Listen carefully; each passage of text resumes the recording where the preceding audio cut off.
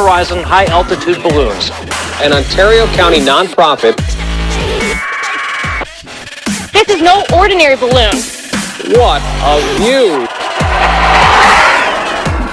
Over 110,000 feet. This is incredible. 5, 4, 3, 2, 1, launch. Hey guys, Tori here from Overlook Horizon, live here for some late night Falcon 9 launching for SpaceX. Super excited, back from the NASA social from the last SpaceX launch, the Crew Dragon mission, or I'm sorry, Cargo Dragon mission, the CRS-17, and now we're here for a Starlink mission. This is pretty exciting. This is basically SpaceX's private internet, or I guess privately developed internet, that they are going to be launching into low Earth orbits. Up to 12,000 satellites total when they're done launching over multiple launches. Tonight it's only 60 satellites that they're launching into low Earth orbit, but it's still a huge number.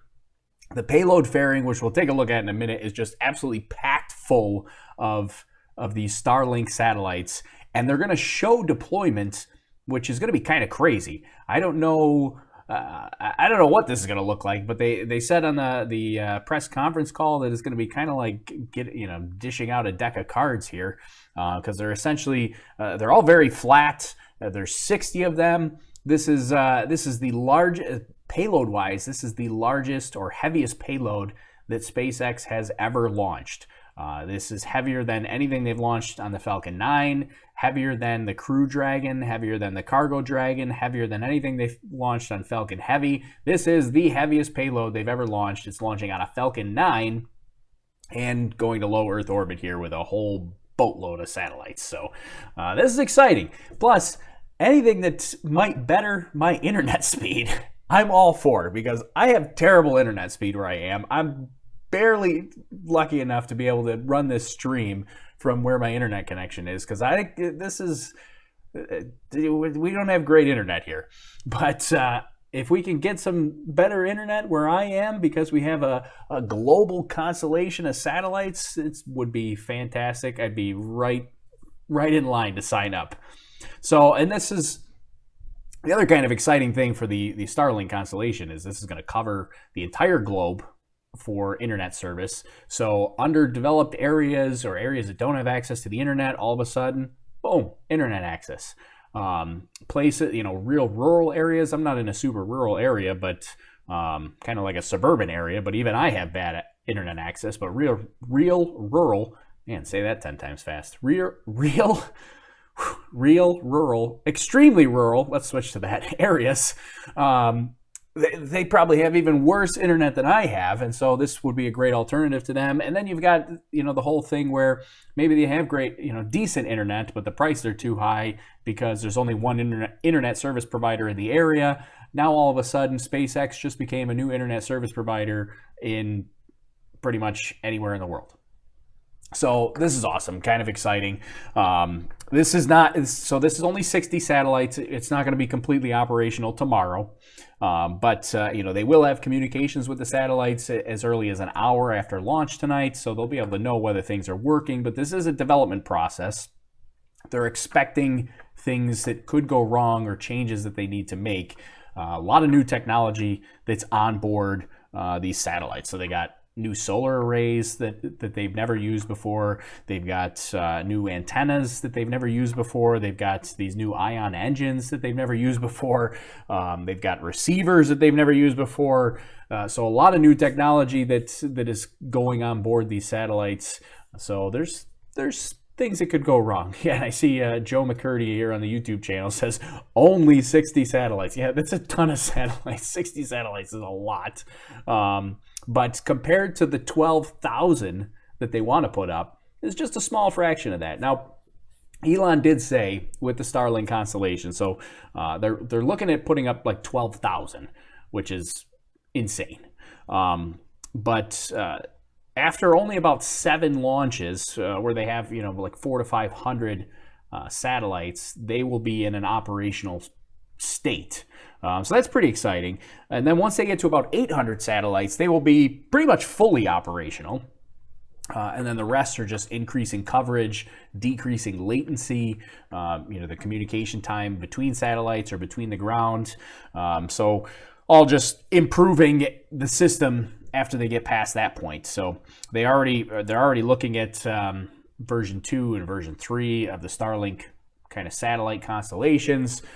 So there's still lots of planned upgrades, and some of the planned upgrades, they don't even know what is planned because they got to see how this goes and how these satellites are operating, and then they'll determine where to go next. So Alex Sigiful says I look like an official NASA employee with that shirt. It's fabulous. This is my new NASA shirt from the NASA Social. I am not an official NASA employee, but I thought it was good to wear. Usually I have to wear a red shirt because the green screen behind me doesn't let me wear any other color shirt. But I had this shirt on and I was like, wow, look at this. My green screen's going to actually cooperate with a different color shirt. So I was pretty happy. You may see this shirt very often on these streams because it's one of the few that will work with the green screen behind me and not start to make me look transparent. Where's your SpaceX cap? I know I do have the SpaceX cap, but I don't have it anywhere nearby. But I have I got all kinds of new SpaceX swag, NASA swag while I was down at the NASA Social. So I'm excited. Speaking of swag, we'll talk about it a little bit, but we do have some new giveaways from the NASA Social. I didn't get any CRS-17 patches, which is unfortunate. Apparently they don't actually issue the patches until the Cargo Dragon lands, splash down, after the end of the mission. So there weren't any patches available. I think some of the press maybe got some patches, but for us, they weren't like selling them or handing them out or anything like that. So I couldn't get any CRS-17 patches, but I did get a whole boatload of Parker Solar Probe patches. I got a lot of these. So anyways, we got a new giveaway. If we get a successful launch tonight, after the launch, we'll do some giveaways on the YouTube channel, and we'll give away an official Parker Solar Probe patch. This one's kind of folded a little bit. I don't know what happened here. But there's an official Parker Solar Probe patch. And I also ran into Emily Calandrelli, who is known as @TheSpaceGal on Twitter. She had a book that went to the International Space Station for a program called Storytime from Space. She sent one of her Ada Lace books. Now the Ada Lace books, if you're not familiar with it, give Emily a little props for her book. The Ada Lace books, my kids have them actually. They're pretty awesome books. They're it's about like a young girl, I think she's in like 3rd grade or something like that, that goes through these problem solving things, but they're kind of STEM educational. So the book that I got down there for that my daughter's reading right now is about amateur radio or ham radio. So they've got some cool topics, but anyways, one of her Ada Lace books is now on the International Space Station, will be read by one of the astronauts on board the space station in the coming months. So anyways, Emily was kind enough to give me a Ada Lace sticker. That's Ada Lace right there, the main character in her book. So we got a Ada Lace sticker to give away from Emily Calandrelli, the Space Gal on Twitter. Also, Emily just launched a high-altitude balloon. She launched it a while ago, but she just released the video on Monday. It's a pretty sweet video. She actually did a whole pregnancy announcement via high-altitude weather balloon. Pretty awesome. So go check out her video. It's on her YouTube channel. But yeah, so thanks to Emily for the stickers that she's letting us give away. We got a couple others too, so we'll give some away in future launches. But yeah, so stick around after launch. We got some giveaways. And speaking of after launch, we'll dive right into timeline-wise. Let's see. Oh, I should say, let's say hello to some people here before we go into that, because I'm seeing the comments flying by here. So a couple people on the Periscope. Is there a delay? Yes, we were delayed 30 minutes to 11 o'clock Eastern time. So it's about 27 minutes from now is launch. 11 o'clock Eastern time on May 15th will be the launch. That's what is that? 300 hours UTC. So we were delayed a little bit. They didn't specify necessarily the delay, but I suspect it's for weather. We'll take a look at weather in just a second, what they're watching, because weather and upper level winds have been a concern. Ground level weather, clouds, rain, precipitation, all that, ground level winds, everything is looking pretty good. They were 80% go a while ago, but those upper level winds, they were a concern. So I suspect that's the delay, but they didn't necessarily specify. let's see, where are we launching from tonight? Tonight we're launching from Slick 40 at Cape Canaveral Air Force Station. That's one of SpaceX's pads. They launched from 39A and 40 on at Cape Canaveral. So this is launching from Slick 40, which is technically on Cape Canaveral Air Force Station property, and that is the smaller of their pads. Love the channel. Hope the launch goes well. Yeah, thanks very much. Appreciate it. Let's see, what else did I miss here? Gregorius, our moderator on the YouTube channel, says this is like me 5 years ago with 1 megabit per second internet connection for $100 a month. Oh yeah, I'm a little bit better than that, but not by much. My upload speed is less than 10 megabits, which is not great if you're trying to live stream. Let's see, what else did we miss here for comments? 60 sats for the Lobster Skynet. I like that. I think we should rebrand this Lobster Skynet. Catherine likes the Adelaide sticker. Max Q is laughing at my stick around. That one was not intentional, but I do like that. Let's see. Hello, Victoria. Pony got her beach ball. Got the beach ball from our last stream. So we said Pony was one of our giveaway winners last time. Won a beach ball. You should give away some autographs on your news article, says Mike Ferguson. Sandy, hi Sandy. Sandy was down at the NASA Social with me a year ago at the NASA TESS mission, and yeah, so we had a good time at the NASA TESS Social. Missed you down at the CRS Social, but that was a good time. It was a lot of fun. Well, they land back at the Cape or on a barge. Yeah, so tonight they are going to land out on the drone ship. And of course, I Still Love You. I got so many graphics. I don't know which one to switch to, but here, let's just go. Since you brought up the question, let's go to this one right here. Okay, so this is what we're looking at here for a trajectory for tonight's launch. So somebody asked where we're launching from. Cape Canaveral, Florida, Slick 40. That's stands for Space Launch Complex number 40 at Cape Canaveral Air Force Station. That's right here. So they're launching. They're heading in like a northeastern direction here, this way. These are some of the NOTAM areas where planes aren't gonna. They don't want planes to go. They don't want boats to go. Trying the safety areas. That's what those colored areas are there. And then out here, same thing here. These are kind of the safety hazard areas, but the autonomous spaceport drone ship, of course, I Still Love You, is right here where this blue pin is. That is where the first stage booster will be landing tonight. So it is a very heavy payload tonight, so I suspect very little propellant left in that. So I'm not even expecting, they're only going to do 2 burns. They'll do an entry burn and a landing burn.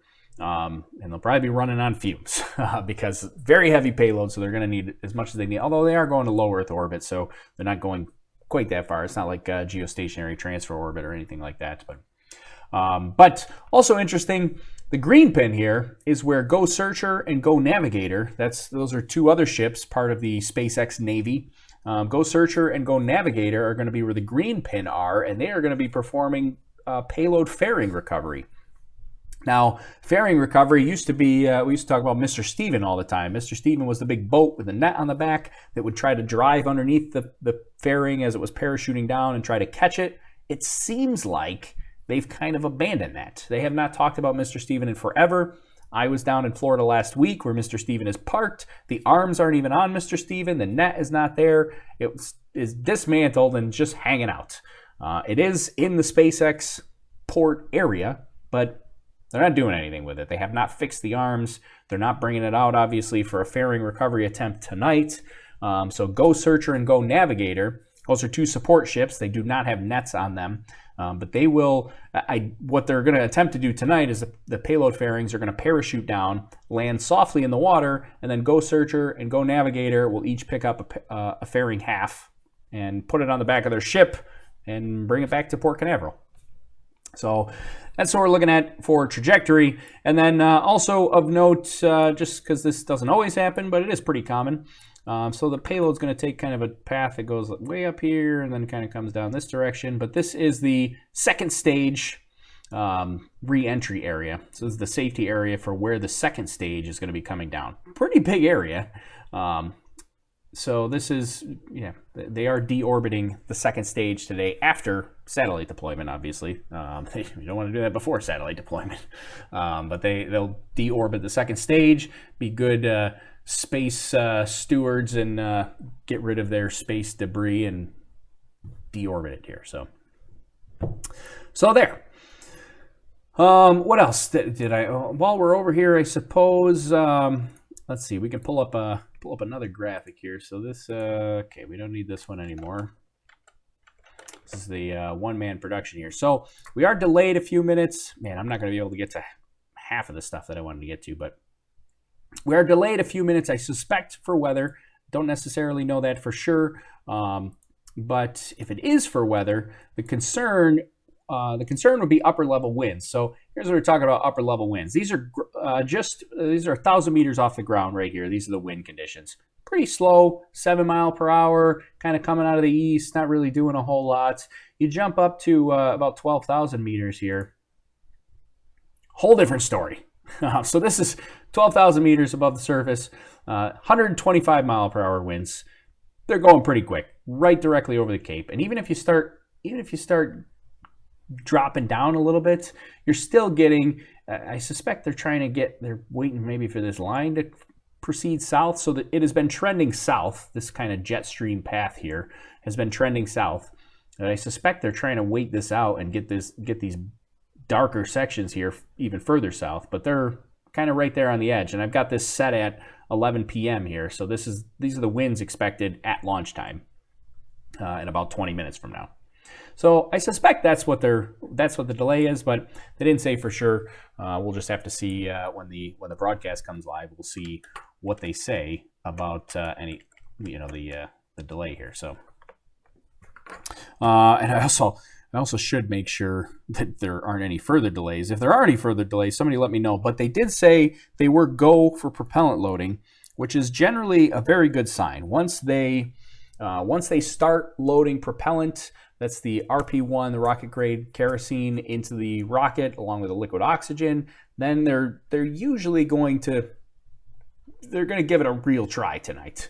So that's a good sign. If the upper level winds were still there's no possible way of launching, they wouldn't even start loading the rocket. So they are loading the rockets and things are good. Did it launch yet? No, it has not launched yet. We got about 18 minutes until launch. SpaceX will go live here shortly, probably in about 2 or 3 minutes. But I do want to show a couple other quick things before they go live. So here's our mission patch here for tonight. Pretty cool little mission patch there. I like that. But what I do want to show specifically is the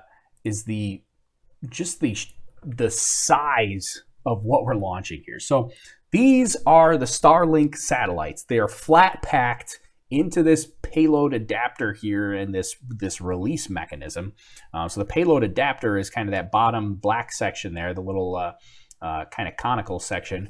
And then they've also got the, obviously some sort of payload dispenser up on top there for the actual satellites. So want to see how they actually deploy that. They are going to show it. We do have kind of a long timeline tonight, but for size reference, so these are all the satellites packed in. You can see they're pretty much, this is about as much as you can fit in a Falcon 9 payload fairing. And it's also the same for Falcon Heavy, same size payload fairing. But that's about as much as you can fit in there. I mean, you might be able to fit a little more up top, but then you got to start messing with the size. I mean, it's pretty much, they got kind of rectangular shapes here, and that's about as much as you're going to fit in there with that shape.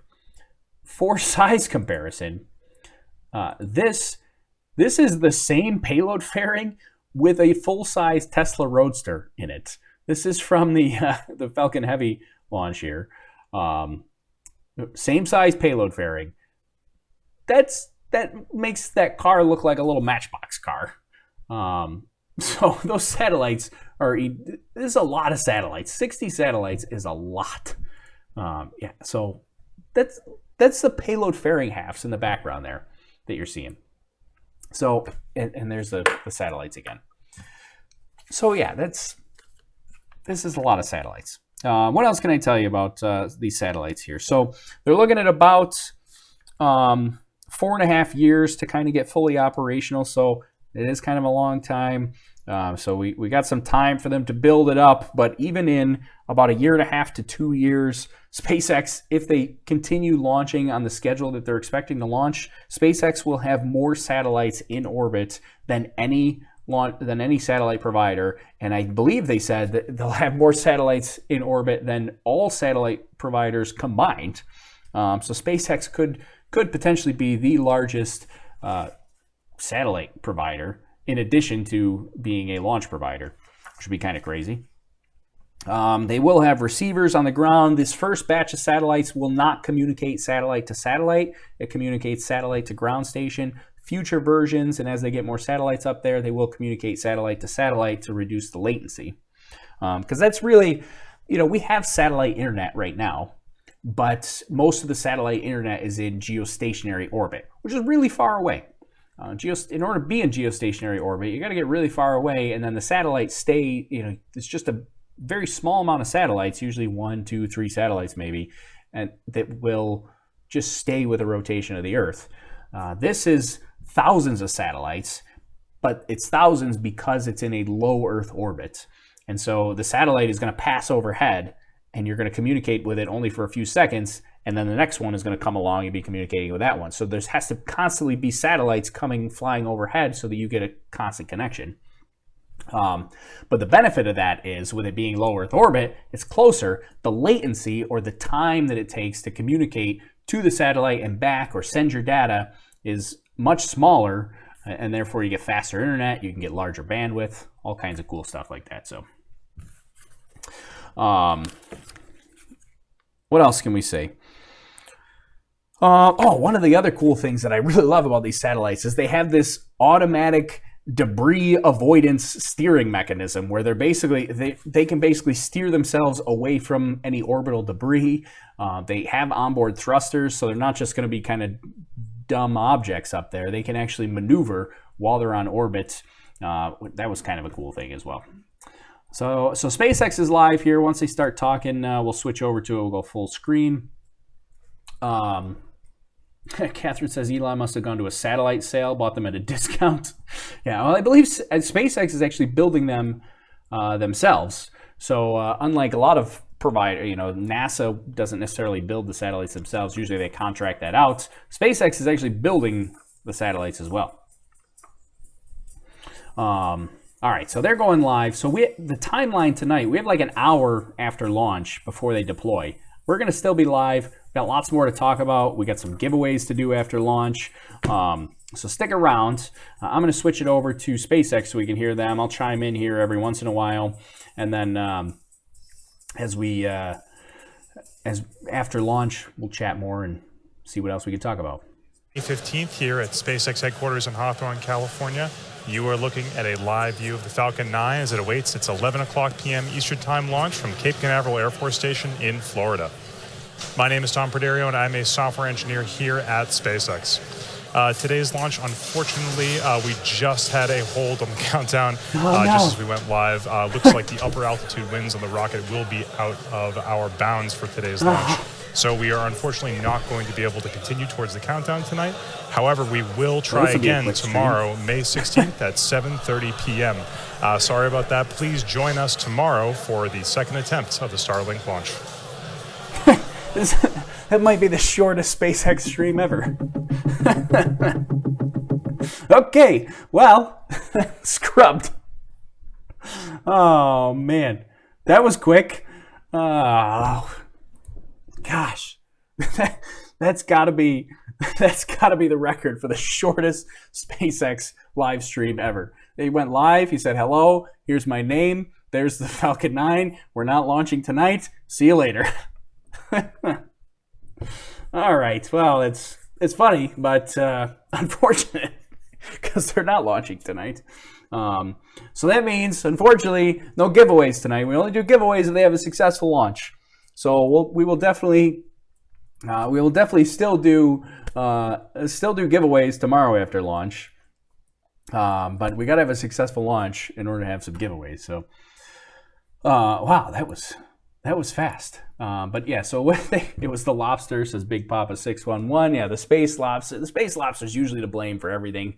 Angry lobsters in the water tower. I did ask about the water tower when I was down at the NASA social. I'll have to bring that up. I don't know. Let's see. What was that other? That was fun and exciting. It was quick. So the intro was 90% of their stream time, says Jusicon. Yeah, pretty much. That was it. He had the intro, and then he said, "Hey," and goodbye. Do you have a picture of a single sat? I do not have a picture of a single sat. So the only picture that I have at the moment, I'll see if I can find one maybe for tomorrow. Let me see if I can get my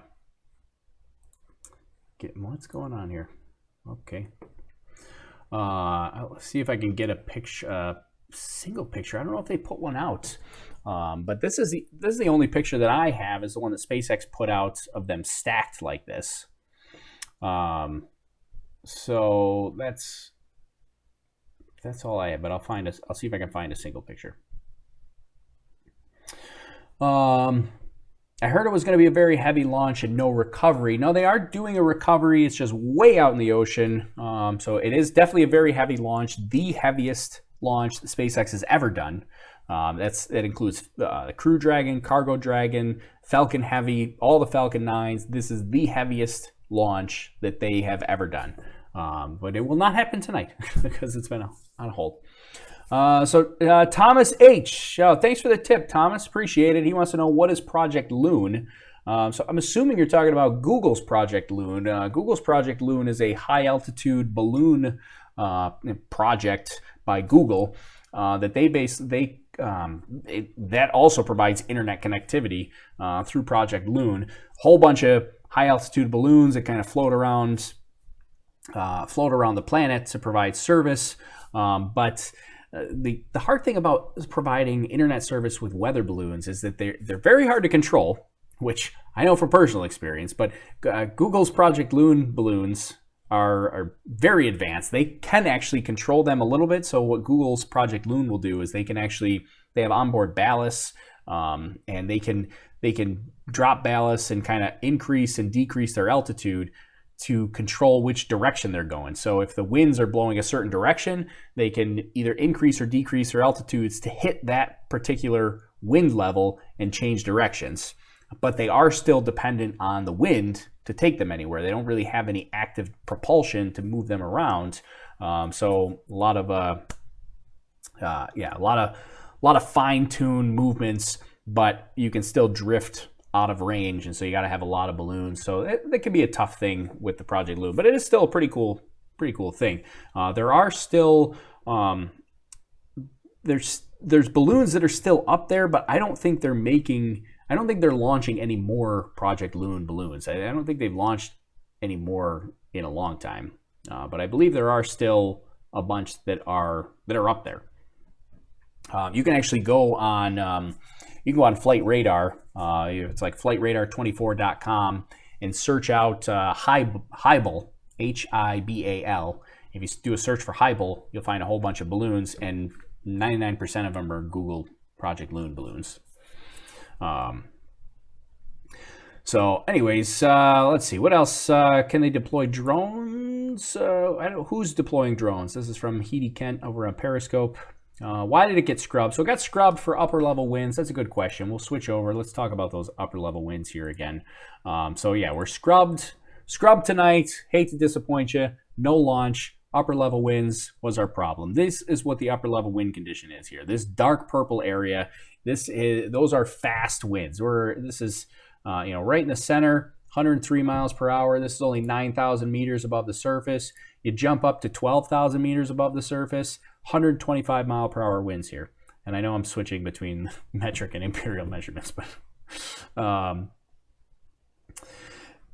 yeah, so that's 12,000 meters above the surface here. 30,000 meters, it does actually kind of calm down a little bit, which is pretty expected. But this is usually the level. This is where you would see those high wind speeds right here. And certainly there are high wind speeds tonight. We can kind of zoom out and you can see kind of where where the jet streams are here around the United States, and there is basically, ooh, there we go. Basically, this stream going right across the Gulf of Mexico, right across the entire state of Florida, basically. And so those upper level winds are not cooperating. I believe what they were trying to do, I don't know if I can do it here. Let's see. Yeah, so if you switch to the next day, as it progressed, yeah, it's not really progressing much. But when I was looking at it earlier, it's trending south. So here's a good. You can see that this is 24 hours later. So potentially could still have an issue tomorrow. But the winds were trending south, so that jet stream was pushing farther to the south, and I think they were trying to wait it out and see, maybe the winds would push further south and they'd actually get a window, because their launch window, they still had another hour to go, but they chose to scrub, obviously, because there's no chance of launching here tonight. Unfortunate, but they will try again tomorrow, so we'll be back here tomorrow, and we'll try again. Okay, what else? Thomas. Oh, hey, thanks for the tip again. He says, cool, thanks for the info. Thanks, Thomas. Really appreciate that. How about a word about Blue Origin? Yeah, well, what do you want to know about Blue Origin?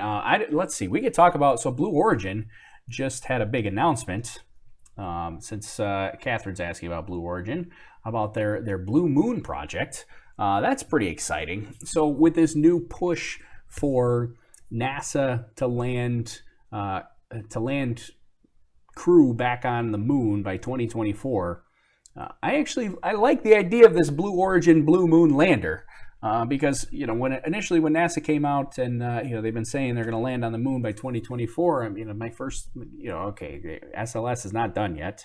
Let's hope that's done by 2024.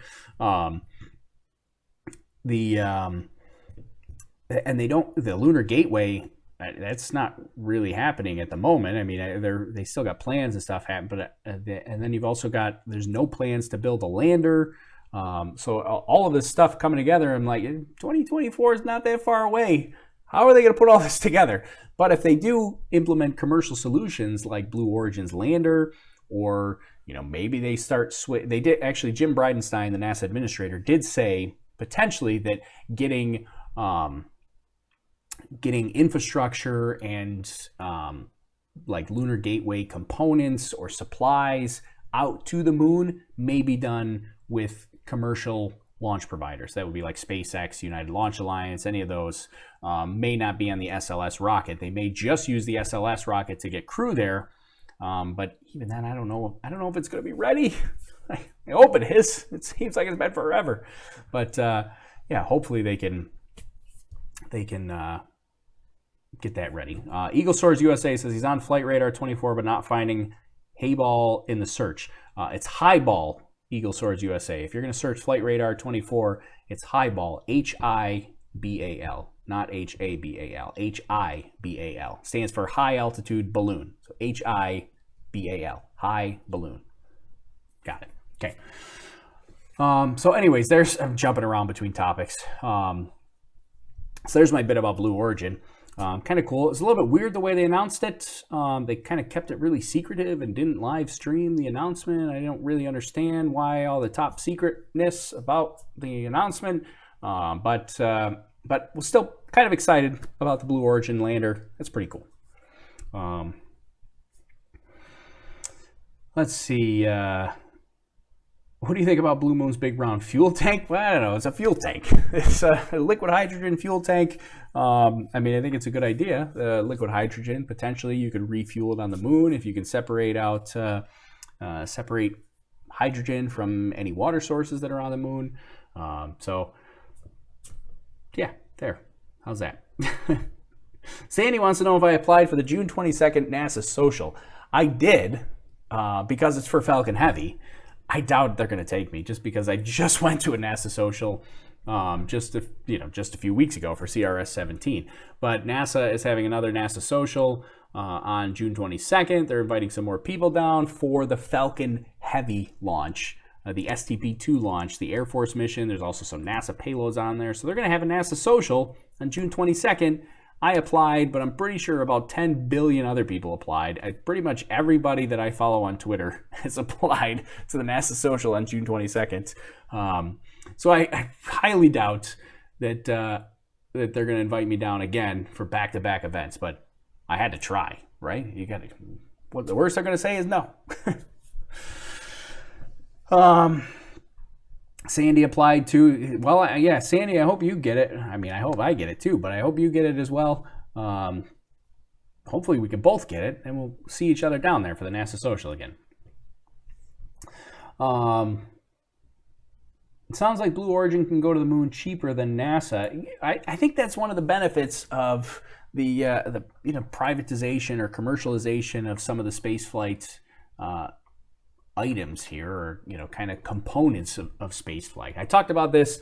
If anybody watched, if you follow on Facebook or Twitter or anything like that, I was on a local podcast here in the Finger Lakes region, and the guy that was interviewing me had kind of asked about the privatization of some of the space flight things, and what did I think about SpaceX, kind of taking over. I mean, I think the big benefit of the privatization, or commercialization of some of these components is that they can private companies can generally innovate faster than the government can, which would be NASA. They can generally, bring costs down because they're innovating faster.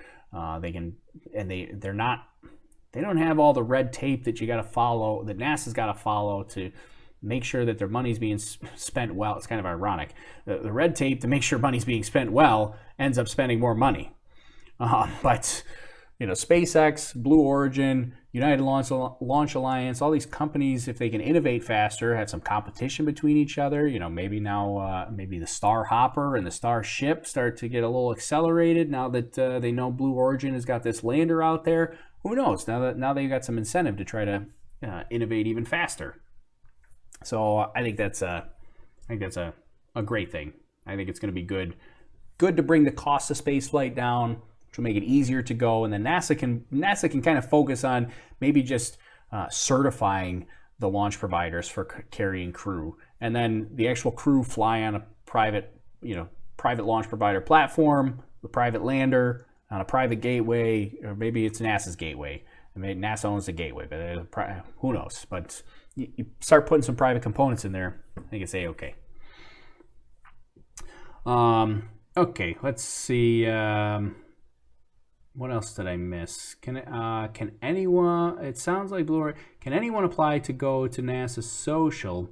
Yeah, anybody can apply to go to NASA Social. So if you're interested in going down to see one of these NASA Social events, you can apply to NASA Social. Typically, what NASA says. So this is a confusing thing, and it can deter a lot of people, but don't let it deter you. NASA Social program is generally for social media influencers or science communicators, but they don't specifically say you have to have a whole bunch of followers.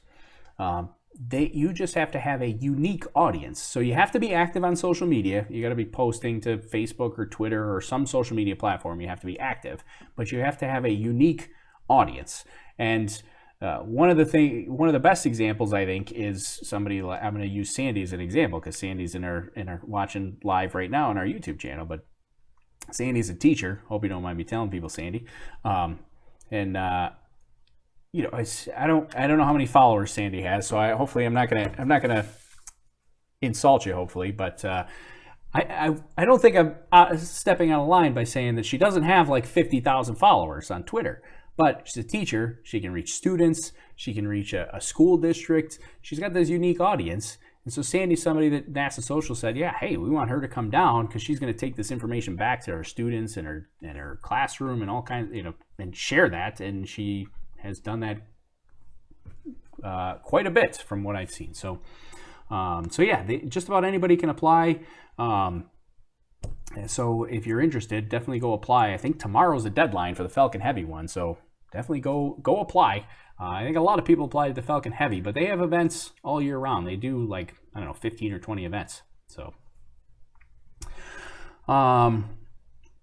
Mike says, if I get selected, Tori, I'll be your correspondent in the field. All right, that's a good deal, Mike. I'll take you up on that deal. We'll bring you in remotely. I do have access. I was going to try to bring my buddy Chad Colby from the last NASA Social. I was going to try to bring him in here remotely, but I couldn't put it together fast enough. But I do have the capability to bring in remote guests here on our live show. So Mike, if you make it down, if you get selected, you feel free to remote in. We can have a live session here. You can be our correspondent in the field.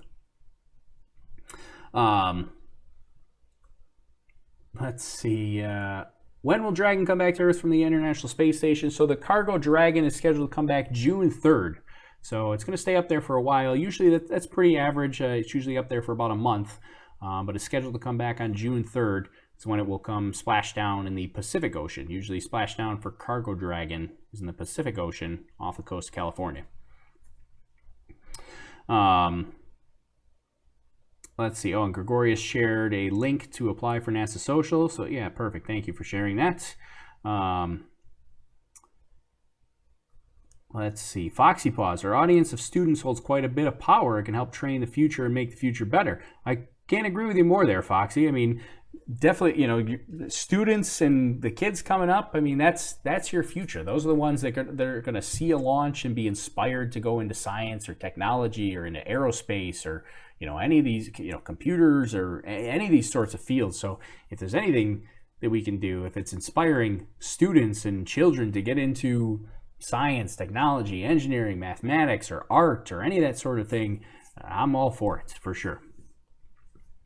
You have all the lobsters following you. Yeah, that was my unique audience. I put that right in the description when I applied. I said I have a whole bunch of space lobster fans that follow us, and that was what I applied last time. I said they wanted to see the space lobster in front of the Falcon 9, and we did that last year. What time? Oh, I just lost the message, or somebody retracted it. Somebody said what time something, and then it got retracted. So, I'm home now. Do you have 2 hours left? Well, I hope I don't have 2 hours left. I don't think I'm going to stay here for 2 hours, but I did want to chat a little bit. I mean, we went live. We might as well chat for a little while. Is there another test scheduled for Crew Dragon? The last I saw for Crew Dragon was so we have the in-flight abort test that they have to do. So where they're going to launch a Crew Dragon and perform an abort in flight. See why it's called the in-flight abort. See what they did there? So they'll perform an abort where they separate the capsule, pull it off with the Super Draco engines, and then parachute, land in the ocean, simulating an abort scenario. That was supposed to be scheduled for the beginning of June. I don't think that's happening. I think right now we're kind of in a holding pattern for Crew Dragon because of the investigation from the anomaly that happened Easter weekend. It's still on the manifest for June 1st. I don't think that's happening. That's the in-flight abort. But they got to figure out what went wrong, right? So what they said in the press conference for CRS-17 was that the Crew Dragon had an anomaly. Basically, she went kaboom during the activation of the Super Draco engines. It wasn't from the actual Super Draco engines. They were not firing yet, but it was a half a second before the Super Draco engines fired during the activation process, which is basically opening valves, bringing up pressures. Happens really quickly, but it went just before that. Ground test, completely, everybody's safe, no problem. But they got to decontaminate the area. They're reconstructing the accident. They're going through all their telemetry data. It's going to be a while before they put all that together and pinpoint exactly what went wrong. And then once they pinpoint it, they got to figure out what changes they have to make. Was it a ground equipment issue? Seems unlikely to me, but if it was a ground equipment issue, that's an easy fix. Nothing wrong with the Crew Dragon. You just got to fix your testing equipment. I don't think that's the case. If it's some sort of major component fix, that could take months, and they're likely not going to do an in-flight abort test that rely on the Super Draco engines if they have to make a major change to the Super Draco engines, or at least the activation process of the Super Draco engines. So I imagine that in-flight abort is kind of on hold until they figure out exactly what went wrong. They're still calling it an anomaly. Yeah, that's pretty typical for space flight speak. They just call it an anomaly. They don't like to say she went like I'll say it. They won't say it. It doesn't sound as good in a press conference when somebody says, "Excuse me, can you tell me what happened with the Crew Dragon the other day?" And he goes, "Well, she went." So I don't think that would go over well. Hi. There you go. That's somebody on Twitch. On Twitch. Hello at OLHCN. Hello, Semages on Twitch. Hello, thanks for joining us. I wish I had better news for you, but in case you missed it, we're scrubbed for tonight. Launch is not happening. It's unfortunate. Fastest SpaceX broadcast ever. They came online. They said hello. They said goodbye. It was done. But they scrubbed for upper level winds are out of bounds. The upper level winds are not cooperating tonight. So they will recycle, 24-hour recycle. They'll try again tomorrow. Should be, I think, the exact same time or about the same time. I'll check and verify and put up a new event here. So, let's see. Glad to see the interest in space and exploration again. Too long, too low. Yeah, I think that's one of the things that SpaceX is doing really well is that they are they're exciting the public again with their landings and the PR they do with their webcasts and all that kind of stuff. I mean, they're doing great things to get people excited. I think SpaceX is doing a great job of that. Nurse 21 says, oh no, that's not a question for me. They're talking to each other. Catherine says, I like the chatting almost as much as I like the launch. I think I do too. I'm with you. Wasn't it a kaboom with a hypergolic fuel? Well, they haven't said that for sure, that the hypergolic fuel was the cause of the kaboom. So there was definitely hypergolic fuel that leaked. That was the orange cloud that came out. So hypergolics, essentially it's two components that combust on contact. There's no ignition process. So as soon as they touch each other, they combust immediately. And the Super Draco engines are powered by hypergolics. Big benefit of that is that, they're very reliable. All you got to do is open the valve, and away they go. You get instant thrust. It basically goes to full thrust instantly as soon as they contact. So that's really good for an abort system. It also can be kind of hazardous. But they didn't say that the hypergolics is what actually caused the anomaly. Obviously, hypergolics leaked, but if it was some sort of buildup of pressure and a pressure line ruptured, which then ruptured the hypergolic tanks, and then they came into contact with each other, I mean, you'd have one of those big, rapid, unscheduled disassemblies, but that wouldn't necessarily be the cause of what the anomaly was. It was more of a symptom than a cause. So, Ward's finisher, great content. Keep it up. Shame for the scrub. I know it's a bummer, but we'll be back tomorrow. We'll do it again. What's with Starlink mission now? I'm not sure. Well, you're going to have to be a little more specific there, Regina. I'm not sure exactly what you're asking. One thing I think should be worked on is innovation in making upper level winds not an issue. Sure.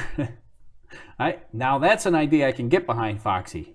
Let's just eliminate upper level winds. We should pass a law and get rid of upper level winds. Now, if they could come up with some way to kind of control that, it would be great. But I think right now it's just easier just not to launch in the upper level winds. So, what's the best way to get notified of your live streams? That is a great question, Mr. Kurt Shanner. Well, first of all, it's a good segue for me to say that you should definitely subscribe to the YouTube channel. So if you're watching on YouTube, subscribe, and then you got to also click the little notification bell, ka-bing, and then you get notified when I go live. But option number 2 is you can also follow us on Twitter at OLHCN. I guess it's this way, at OLHCN on Twitter. That's probably the most active social media platform that I use. And then we also have a Facebook and an Instagram. You can follow us there as well. Just search out Overlook Horizon. I don't have a fancy graphic for those. So that's how you get notified when we go live. And then we do go live on YouTube, Periscope, Facebook, and Twitch, simulcast, all at the same time. It's my Twitch visitor says it's Sem then Ja to pronounce my name. Haha, Semja, got it. All right, thank you, Semja, for clearing that up. I was looking at a whole bunch of characters there, and I wasn't sure how to pronounce that, but thanks for clearing that up.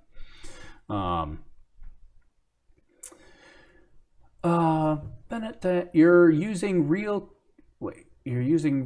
camera. What? I don't know what that means. I think that's somebody that thinks NASA's fake. 24-hour recycle. Yes, that's confirmed. The launch got delayed till tomorrow. Yes, that's correct. Silver lining tonight's scrub. We get one more day until Skynet goes live. Jennifer asked something 3 times, but I didn't see anything. Sorry, Jennifer, if I missed your question. I didn't see it anywhere. Rapid unscheduled assembly, rapid unscheduled disassembly. Those are no fun at all. Yeah, that's the unofficial term of other than anomaly. Is there a SpaceX visitor center, kind of like the KSC? I'd love to go and bring my family. I don't know. There's no SpaceX visitor center.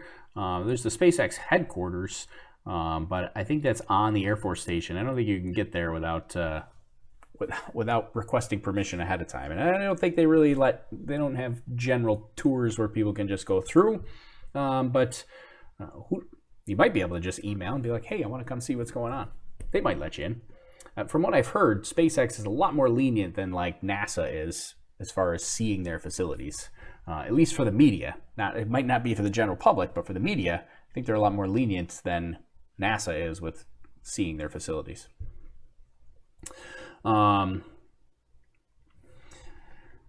If you look at launch abort towers, they had propulsion at the top, making them very much more stable when it came to effects of winds.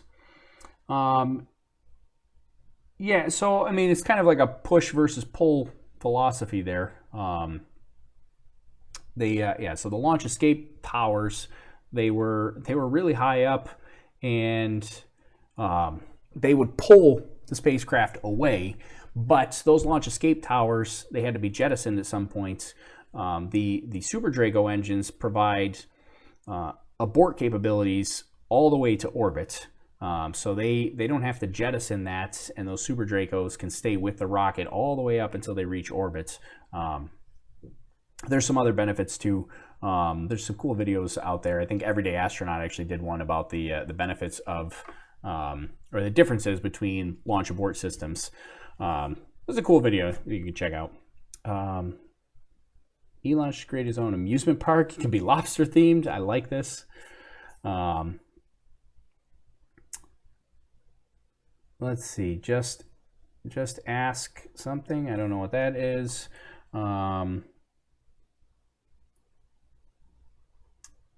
So it could be combative. It would be something required.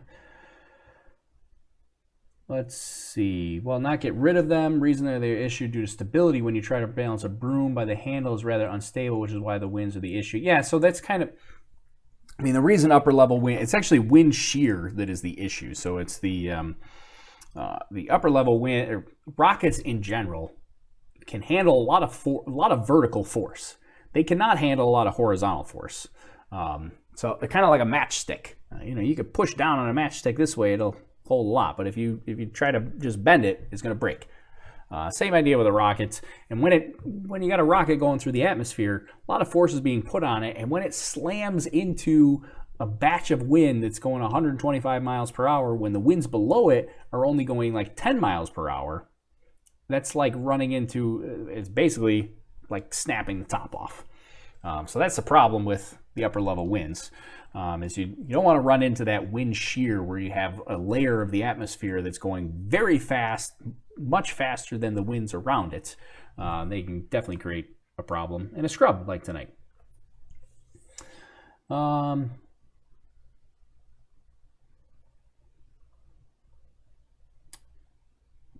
Has anyone looked at, no, I don't know what that is. Somebody wants to know if I speak Spanish. I do not. Wish I did. Sorry. Somebody asked if there's a green screen behind me. Yes, it is a green screen. Unfortunately, I would love to actually be sitting here. I'm not sitting here. It's a green screen. The wall behind me was too boring. I thought this looked cooler. It's all fake. It's CGI. That's what it is. I'm contributing to the illusion. Let's see. Did I miss anything in my content that I want to cover? I mean, some of it we can cover again tomorrow when we do this again, but I think we pretty much covered it all that I had to, that I really, really wanted to get to. Because then the rest of it we can go back to it tomorrow. Chad Colby, my buddy from the CRS-17 NASA Social, says you have more people watching now than. You have more people on now than after launch or before launch. I'm assuming that is. Yes, I don't know. I can't see the stats while I'm streaming so I never know how many people are watching until afterwards. I just assume. I just go based on the chat. I can get a rough idea of how many people are watching. I never know how many people are watching until after the chat. I can't see the stats. I only have 4 monitors here, and every single one of them is filled with something, so that I can see. I mean, I got all kinds of stuff happening here. So Golden Zeus 2 wants to know why it's a night launch. So essentially, SpaceX is trying to hit a very specific corridor, and so that's why they're launching at night. And they also generally, a lot of times in the summer, they will do a lot of night launches for weather purposes. Didn't really work out tonight, but a lot of summertime launches, especially usually starting right around May, going through like September, you'll see a lot of night launches, which are better for weather, usually like thunderstorms and things like that, because they get a lot of those down at Cape Canaveral. So you get a lot of night launches during the summertime. But most of the time, it's about orbital mechanics. They're trying to hit a very specific corridor, and so they're basically waiting for the planet to spin to a very specific area, and then they're gonna launch. Yeah, no launch tonight. Scrub for upper level winds. Right. Oh, everybody's giving me stats on how many people are watching. Awesome. Thank you very much. What is the proposed launch time tomorrow? That's a great question. I don't know. I assume it's about the same time. Oh, here you go. Next scheduled attempt, 10:30 p.m. So same time tomorrow. Window opens. Yep, this is from SpaceX. The window opens again tomorrow at 10:30. So I assume it's the exact same window. 10:30 p.m. probably to midnight. Tonight was an hour and a half launch window. Even though they've already scrubbed it, the window goes till midnight, but they already scrubbed it. So. So yeah, tomorrow again, 10:30 p.m. That's Eastern time. That would be 7:30 p.m. Pacific time or 02:30 UTC. So that's and I'll be live about half hour before that.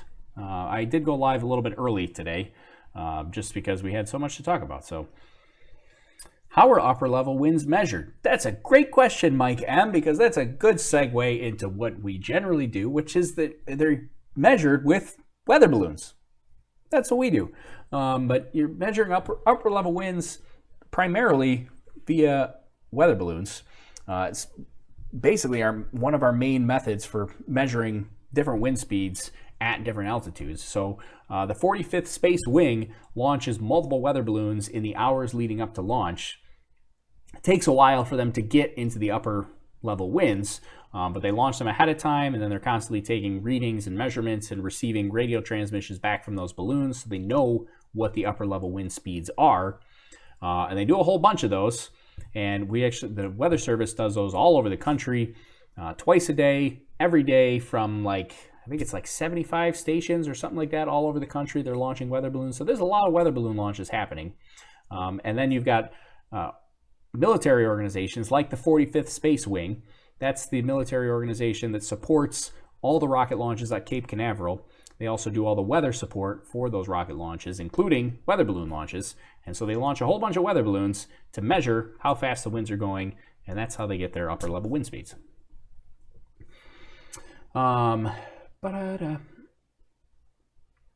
What about a weekly show schedule? I know I was thinking about that the other day, actually, after I got back from the NASA social.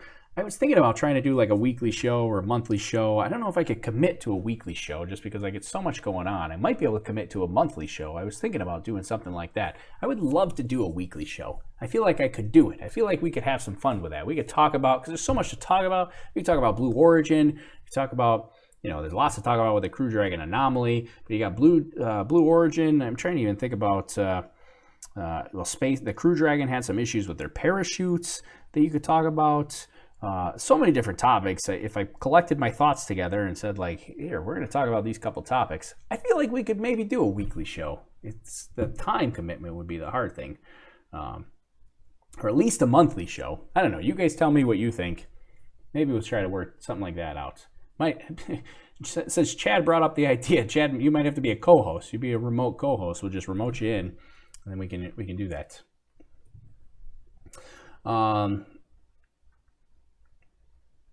Let's see. Just show the public more real footage. I don't know. I'm not sure what that means. We aren't ignoring you. It's just, okay. Did you see the new DJI GoPro like camera just released? No, I did not see that. I have to look into that. I'm actually watching you. I'm watching you and Everyday Astronauts. I like to watch several people during launches for the commentary. I don't know how you, well, it's great. I'm super happy for that. I'm not sure how you can listen to two at the same time, but more power to you. I'm happy to hear that. Everyday Astronaut does some great work. I'm a super fan of his. So yeah, I'm glad that you're here listening in and having some fun with us too.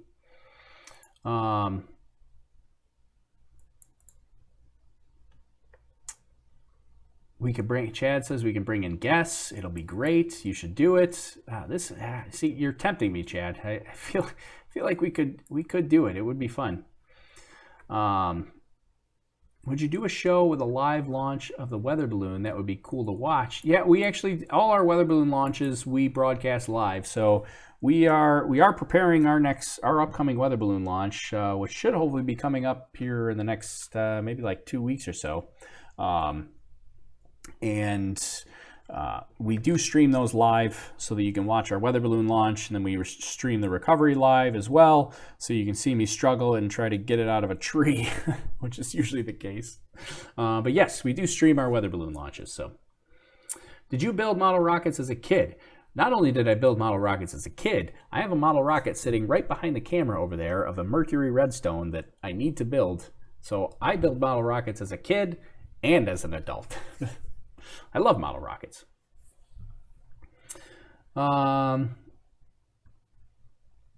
Let's see. Can you show a balloon launch tonight? I suppose we could, since we're just having some fun here now that we got scrubbed.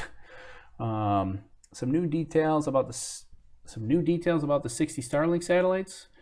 Yeah, I think we talked about most of the details that I have on the 60 Starlink satellites that were going up tonight. Did I miss anything from my notes sheet here?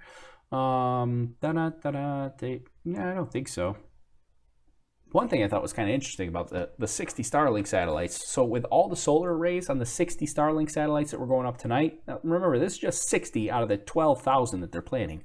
But those 60 Starlink satellites were going to generate more power in their solar arrays than the entire International Space Station. Just from 60. It's crazy. What's the best way for kids to get into NASA? Space Gals. STEM for kids. I'm thinking that's an answer to Golden Zeus. But yeah, the best way for kids to get into NASA is you got to start with STEM or STEAM: science, technology, engineering, art, mathematics.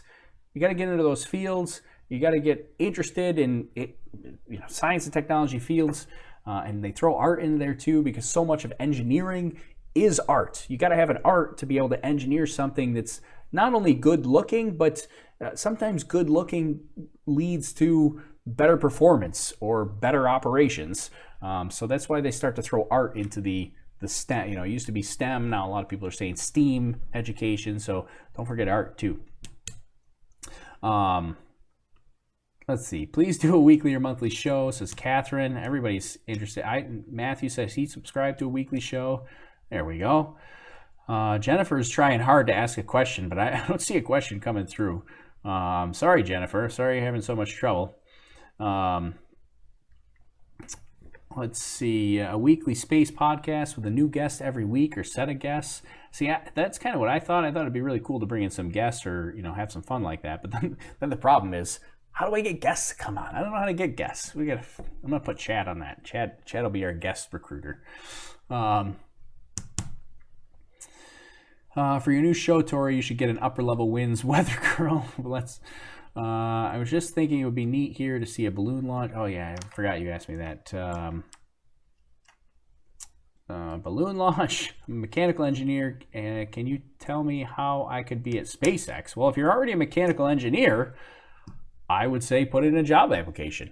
They have a lot of job openings, like SpaceX.com/careers.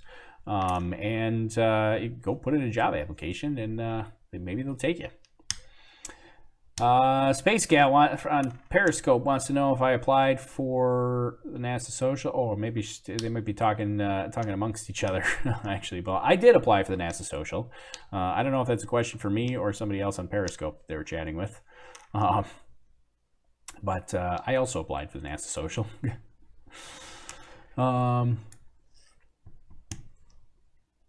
Let's see. She wants to know. Oh, she wants to know why the shuttle program ended. Yeah. So the space shuttle program essentially, it ended to make way for the next generation of space vehicles. So NASA's budget has been declining pretty much every year. It's kind of fluctuated a little bit, but if you compare it to back in the Apollo days, like NASA's just got a fraction of the budget that they had back in the Apollo days. And so now, if NASA wants to develop a brand new vehicle, space flight vehicle, they can't really operate the space shuttle, which was crazy expensive. It's like $1 billion per launch for the space shuttle. They can't really operate the space shuttle and develop and build a brand new rocket for both budget reasons and also operational reasons too. You've got to, not only do you have to build the vehicle, but you have to build all the infrastructure and the ground systems to support your new vehicle. So when the space shuttle ended, they got all that stuff out of the way, and then they could go to work on the launch pad. They could get rid of the rotating service structure that's on the launch pad. They could kind of retrofit the whole launch pad to support their new mobile launch platform. They retrofitted the entire vehicle assembly building to be better suited for SLS now. So there's a lot of ground infrastructure that they had to change to support the new vehicle. And you can't really do that if you're still trying to operate the space shuttle. So there's a bit of a gap there where they had to end this program so that they could start building and preparing for a new program. It has taken a long time. SLS it seems to get a lot of people frustrated about the number of delays and how long it's taken. I think we'll get there. It seems like it's very close. They're still targeting next year to try to launch this, but they will be. That's kind of why they had to end the shuttle program. And they also, I guess, even further into the why is the reason they wanted to go to a new space vehicle is to start reaching other destinations. So they wanted to go back to the moon. They wanted to go to Mars. Space shuttle can't do that. It was only ever intended for low Earth orbit.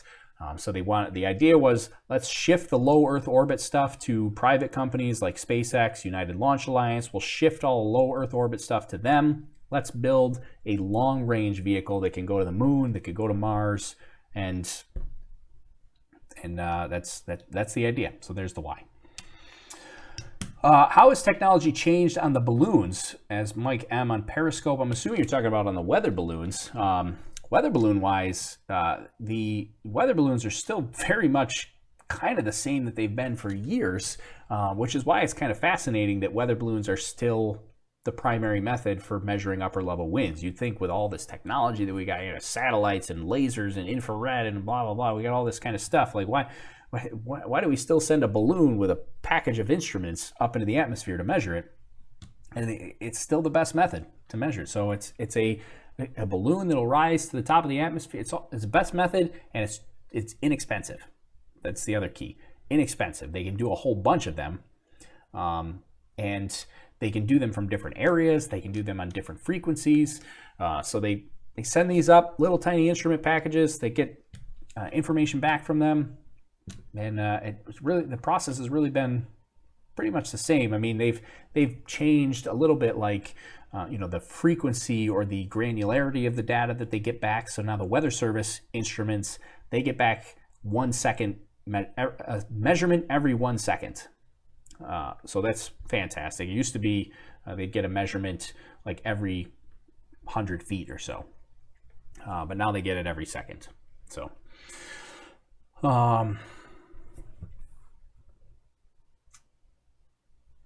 what else? Can you say hello to Oliver Maria? Hello, Oliver Maria. Guess isn't hard. The initial one, oh, that's talking about our weekly show, saying guess isn't hard. I feel it seems like it's going to be a lot harder, but I am kind of interested in doing that. Oh yeah, so Gregorius brings up a topic about applying to SpaceX. Yeah, if you're outside of the U.S., you can't work at SpaceX because of the U.S. ITAR, because of ITAR, International Trafficking Arms Regulations. Because although SpaceX isn't launching ballistic missiles, rockets, ballistic missiles, kind of the same technology. So there are a lot of issues with trying to work, if you're outside the U.S., trying to work with a U.S. space agency.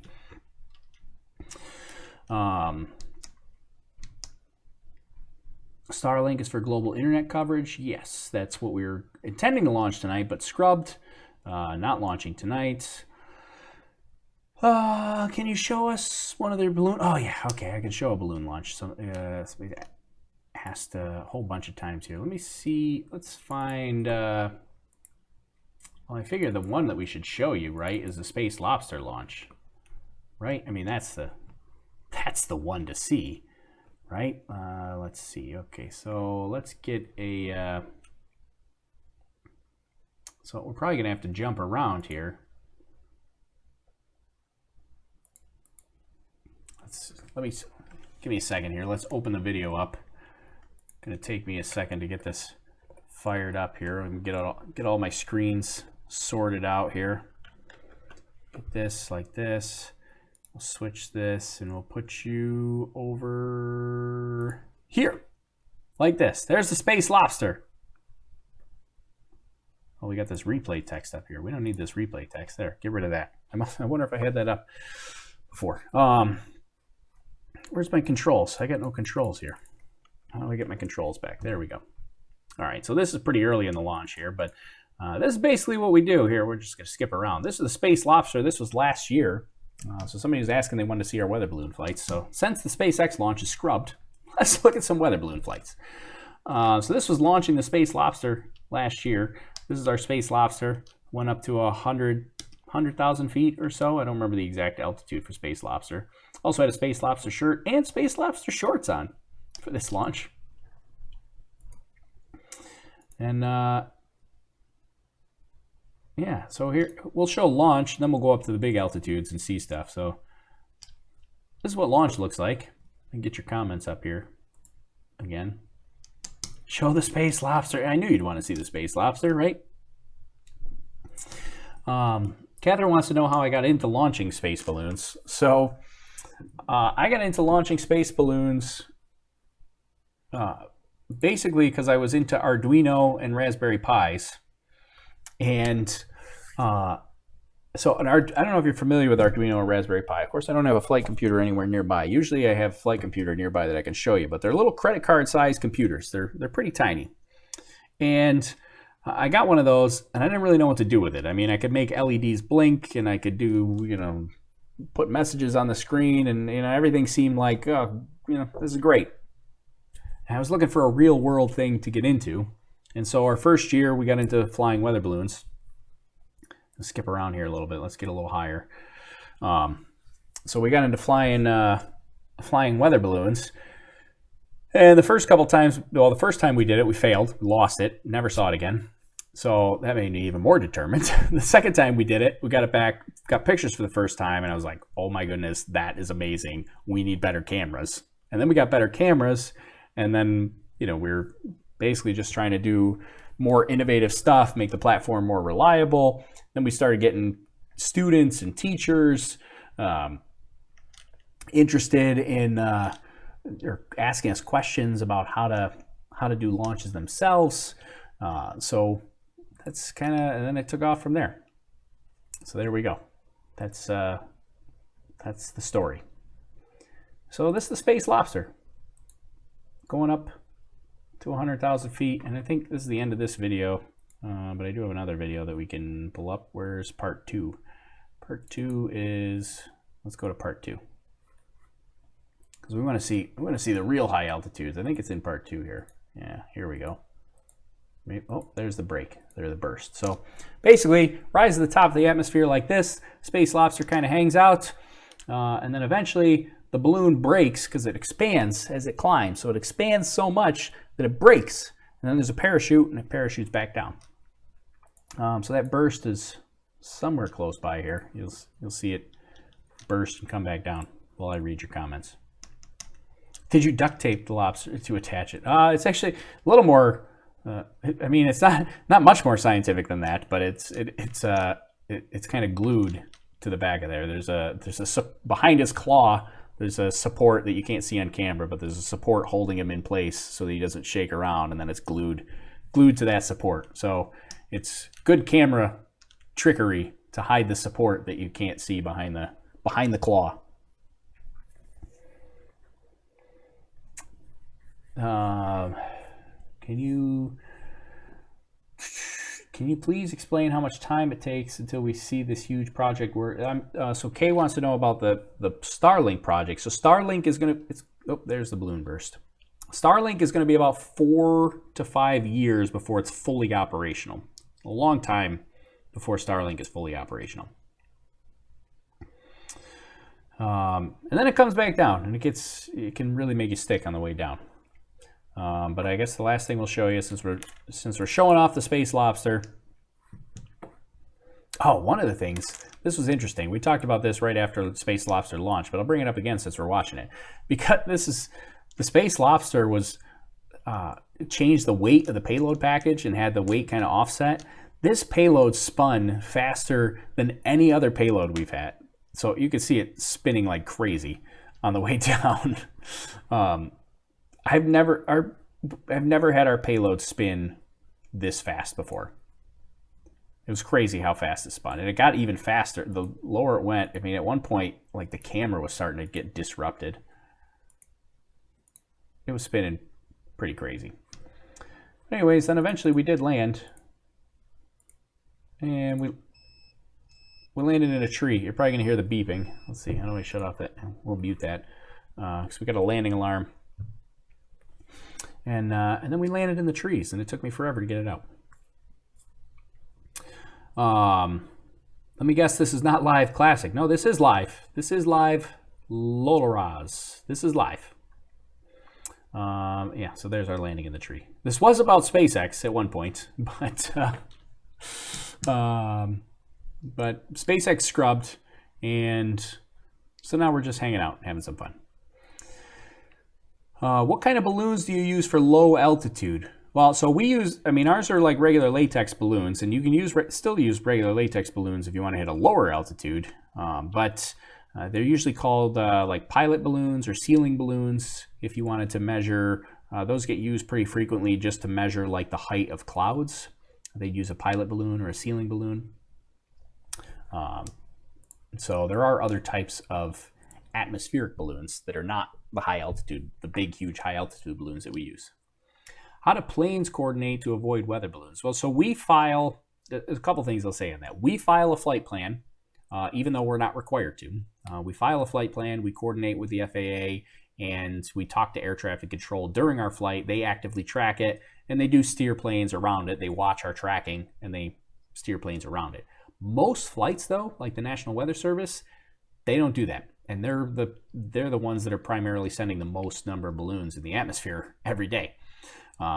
And the reason that they don't do that is that the payload is so small, so lightweight, so small, that they've basically determined that they don't pose a threat to aircraft, even if the aircraft were to directly ingest the payload or the balloon, which the chances are extremely low that the payload would be at and the plane would be at the same place at the same time. But even if it did happen, it's so lightweight and so small that it would not be a hazard. That's the at least the FAA regulations stance on it. Obviously, I do not want to have any experience with that to tell you how well that works out. Can a drone go to high altitude? Generally, no, because a drone requires air for the propellers. So as you go higher in the atmosphere, the air gets thinner, and a drone will not be able to generate enough lift because there's not enough air to push against to propel itself. So a drone does have a limit, a ceiling to the altitude that it can go at. It's a direct satellite. Let's see. How far away from the launch site did that go?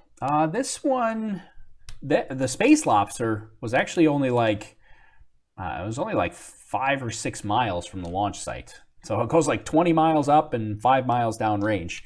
But that's just because it doesn't always happen. That we specifically launched on that day and at that time for that landing distance. But you can get landing. I think our average landing distance is like 45 miles. Somebody will have to convert that to metric for me. But our average landing distance is like 45 miles. But you can land, if you pick a bad day, what I would consider a bad day, you can land hundreds of miles downrange.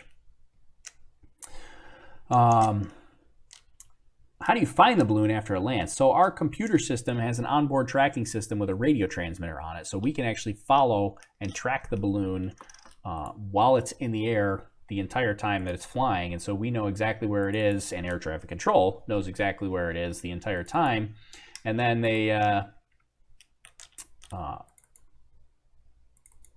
we go pick it up wherever it lands. And so the reason I'm pausing here is because I'm going to show you a video about this. We're just going to turn this whole stream into a video about weather balloons. That's okay. We like weather balloons. That's why you're here, right? Let's see. Where's my... Nope, not here. Yeah, this is the one that we want. Let me switch you back to this screen. So somebody asked about how do we know where it is? So this was Overlook Horizon 8, which we were tracking the entire time. And if you look carefully, let's see if I can pause it. This right here, this is me.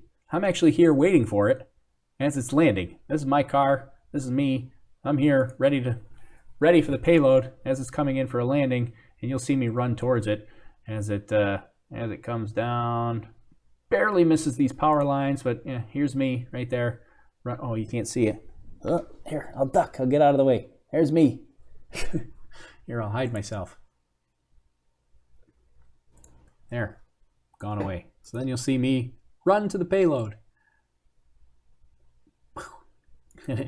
Actually, it crashed down, and the payload landed on the grounds, but I actually caught the parachute before it landed. So I consider that a catch because I caught the parachute before it hit the ground, and I caught the balloon before it hit the ground. But I didn't quite get there for the actual payload itself. I was so close. I mean, look how close I was. Right there. So close. I almost got it. Just a few feet away. That would have been awesome, but I still think this was one of the best recoveries we ever had. So there's some more about weather balloons.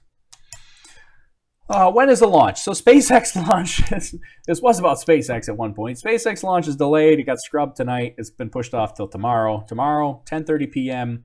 Eastern Time, 7:30 p.m. Pacific Time, and 02:30 UTC will be the new launch time. We'll be back tomorrow, and we'll talk more about SpaceX tomorrow. Tonight we're talking about weather balloons now. How far can a balloon go if it gets into the jet stream? I mean, you can go hundreds of miles if the jet stream is directly overhead. Did it affect the power lines? No, it did not affect. Our balloon did not affect the power lines. Generally, our balloon is not going to affect the power lines, but the power lines do affect us. We've landed in power lines before. it's not fun. It fried all our cameras. So the power lines, they have no problem, but our payload has a problem with that.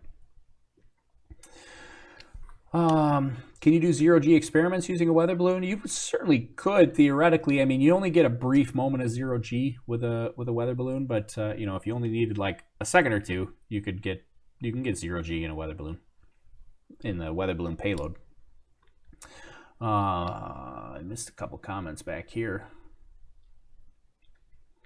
Do you have something on board the balloon that pings on radar when it's up? Yeah, so we generally have a radar reflector on board, so that aircraft and ground-based radar could potentially see it. I've been told by maybe Chad, my buddy Chad, might be able to. He might be able to answer this because he's a pilot. But I've been told by most commercial pilots that the radar reflectors we use are really, they don't do anything. But we do have a radar reflector on board. Can you control where the balloon goes when it comes down? We can control it very roughly. So it's like plus or minus 5 miles, 5 to 10 miles. So I can control it within a 5 to 10 mile radius of where it's going to land. That allows us to make sure it doesn't go into a big lake, into the ocean, into the middle of a major city or near a major airport. That stuff I can control. Whether it lands on this side of the road or the other side, oh, you're not looking at the same screen I'm looking at here. Whether it lands on this side of the road or the far side of the road, I can't control that. Even this side of the road or 5 miles up the road, can't control that. I'm just following it. So yeah, it's a very rough control as far as where it lands. What time is launched? So launch is scrubbed until tomorrow, 10:30 p.m. Eastern Time, 7:30 p.m. Pacific Time, 02:30 UTC. Scrubbed for tonight. That's why we're talking about weather balloons, because we're just hanging out and having fun, because we got scrubbed tonight. Have you ever gotten video of stranger than normal objects from your balloon? Tracking with video? No, nothing really strange that we've had. We did, and I think Chad wants me to show the video. So this is our, let's see if I can find it here. So our #1 video on YouTube was a close flyby that we had on Overlook Horizon 5. Let me see if I can find it. I might not be able to pull it up on here.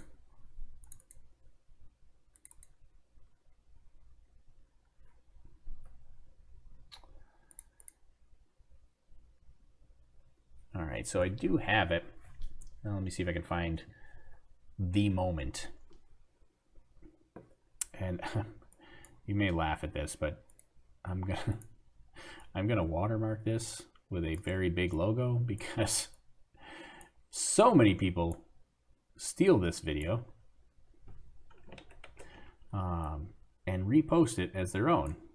So I'm gonna put a big giant watermark over it so nobody goes stealing it on me. Why is what happened here? Why is this not a circle? Oh wait, there we go. Okay, this is me trying to edit on the fly. Production edit. I don't know what I just did. I just messed something up on my stream here.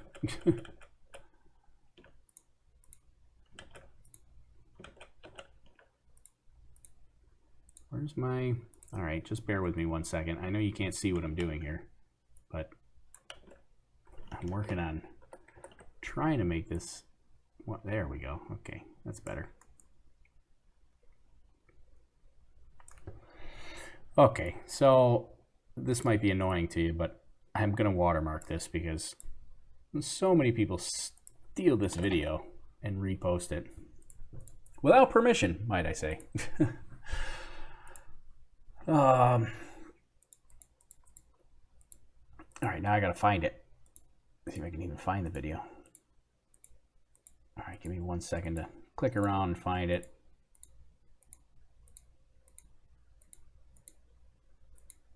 It might even be, am I in the wrong one? Here, I can, I'll switch you guys over here, so at least you can see what I'm looking for. So this is from Overlook Horizon 5. Excuse the big giant watermark. People steal this video all the time. You wouldn't think they'd steal this part of the video, because it was actually a super cloudy day, so it really washed out our cameras. It was not great video footage, and it actually, fun fact, it took me, all right, it must be in the other video. It took me over a month to even find this because I was so frustrated at the video footage that we got back and at how washed out everything was that that I just didn't even watch the entire video. I was like, this is so washed out, I didn't like it. I was like, oh, there it is. I see it now. Yeah, right there. That's what we were looking for. So we did get a nice airplane flyby on Overlook Horizon 5. It came through, let's see, there it is. So there it is off in the distance. Right there. That's the airplane. And then it'll make one more rotation coming around.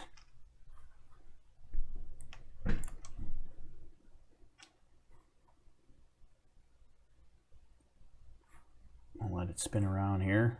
And then you'll see right here. You get a really close flyby. Real fast too. But anyways, if you want to see, I don't have the audio up. If you want to hear the audio, go check out the YouTube video for sure. Because it's got some pretty crazy audio in there. Here, quick pause, so you can actually see the underbelly there of the aircraft. So we did get a close flyby. It's a pretty awesome video. The FAA, I will tell you, the FAA has watched this video. There are no concerns. We did speak with the FAA right after we located this, so not a big deal. Some people were freaking out about this video. I got death threats about this video, but the FAA's watched this. They're aware of this. They have no concerns. So, but it's a pretty awesome video. All right. Anyways, yeah, so launch is scrubbed. A couple people wonder why am I watching planes about a SpaceX video? Yeah, so the space, we will have stuff about SpaceX tomorrow, but SpaceX scrubbed for tonight. So we're just kind of hanging out, having fun. We went live, and I figure we might as well, chat it up and have a good time since we're not going to see a rocket launch tonight. They're scrubbed. They will launch again tomorrow, 10:30 p.m. Eastern time tomorrow. 24-hour recycle, same time tomorrow.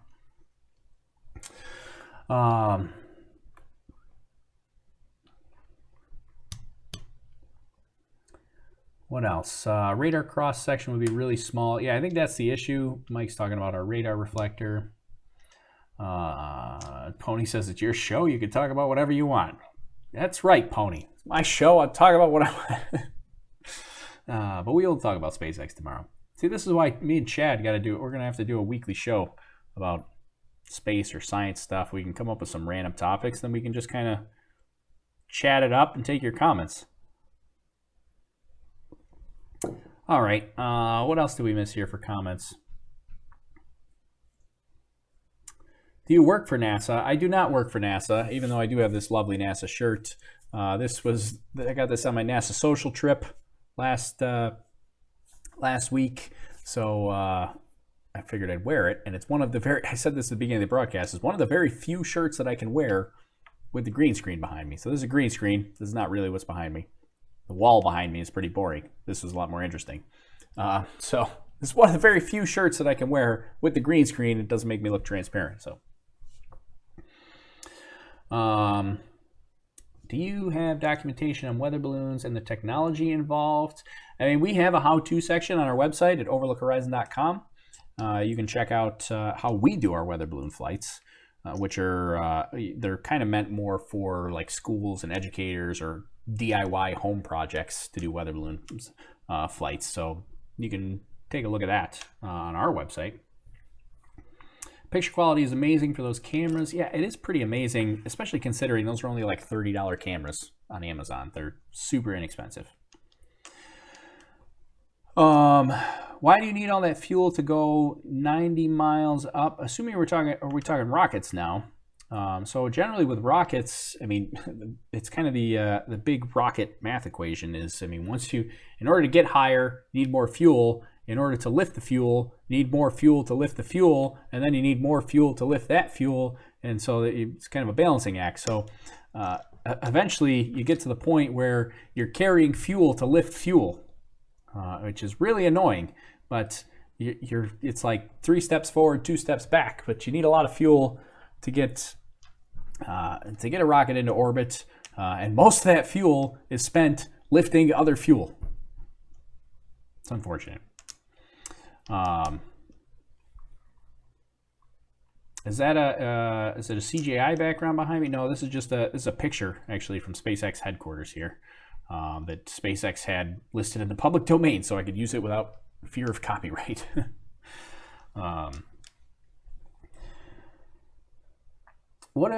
The Starlink launch? Yeah, Starlink is canceled for today. What other content do you offer on your channel? What gas do you use in a weather balloon? Yeah, we do helium in our weather balloon. So content is, I'll go back to, just kind of know question and answer first.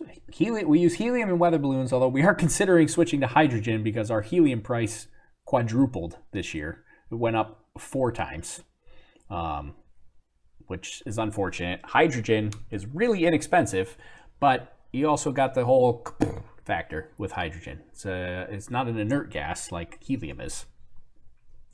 But we're considering switching to hydrogen because it's way less expensive. Our tanks of helium this year are now like almost $500 for a tank of helium, whereas they used to be like $100. Hydrogen is like $30. So we might switch. We're considering it. Are you on the International Space Station? No, I'm not on the International Space Station. It's a picture of SpaceX behind me. Green screen technology. I wish I was sitting in SpaceX headquarters, but just a green screen. I'm actually at home. Surprise. I'm breaking the magic barrier here. I'm actually at home. Have you met Elon? Nope, never met Elon. I would love to meet Elon. That'd be fantastic. You can always mess around with launching rockets via Kerbal Space. Oh, we have done some Kerbal Space Program stuff on here. I just haven't had time to play Kerbal Space Program. Although these days my son loves Kerbal Space Program, so he's been playing quite a bit. What is your predicted anomaly rate if you switch to hydrogen? Well, I'm really hoping it's 0. Because I don't want to deal with that. Actually, hydrogen is pretty safe to deal with if you take the proper precautions. I mean, so it's not hydrogen and oxygen. So big difference between pure hydrogen and hydrogen-oxygen mix. Hydrogen-oxygen mix explodes. Hydrogen just burns. So we would be using pure hydrogen. So even if you do get a spark, it will burn, but it's also lighter than air, so it will burn up. And the temperatures at ground level really don't rise that much where you are, so there's not really much of a chance of burning yourself. The real risk is actually the balloon will burn and rise, and then you get pieces of the balloon that are on fire that fall. So that's actually the real risk, is the pieces of balloon that are on fire that fall to the ground. Why did your helium prices go up? Yeah, so there is... a lot of people don't know this, but there is and has been for many years a helium shortage. So helium is one of the biggest ways we get helium is kind of a byproduct of natural gas collection. And we have had a shortage, a national shortage of helium, especially in the U.S. for many years. Helium is not a renewable resource, and so it's something that there's basically a big shortage of right now. And helium is used; it's used in rockets. In the Falcon 9 rocket, they have helium in there. That's because it's an inert gas. The helium they pump into it. And then they pump that helium into the fuel tanks as the fuel tanks are depleted in order to keep the pressure inside the fuel tank. So as the rocket grade kerosene comes out of the fuel tank, they pump helium into it to keep it pressurized so that it's still, so that the propellant is still pushed out the back end, especially when they get to 0 G. Launch on or off, please. Launch is off. Got scrubbed. It's coming. It'll be tomorrow. Will be launch. Yeah, you need to mine helium. It's not an infinite resource, says Gregorius, our moderator. Yep. So is the fuel liquid or gas? I'm not sure which fuel you're talking about. We use gas for lifting weather balloons. Rockets use liquid. So they're using, like SpaceX uses liquid. It's RP1 rocket grade kerosene. They use liquid oxygen as their oxidizer. And I think they're even using liquid helium as well. So they're using liquid fuels. We use just regular old gaseous helium. Do you own a Tesla? I do not own a Tesla. A lot of people have tried to get me to own a Tesla. I wouldn't mind owning a Tesla. I love the idea. I have not brought myself to buy a Tesla yet, but I do not own a Tesla.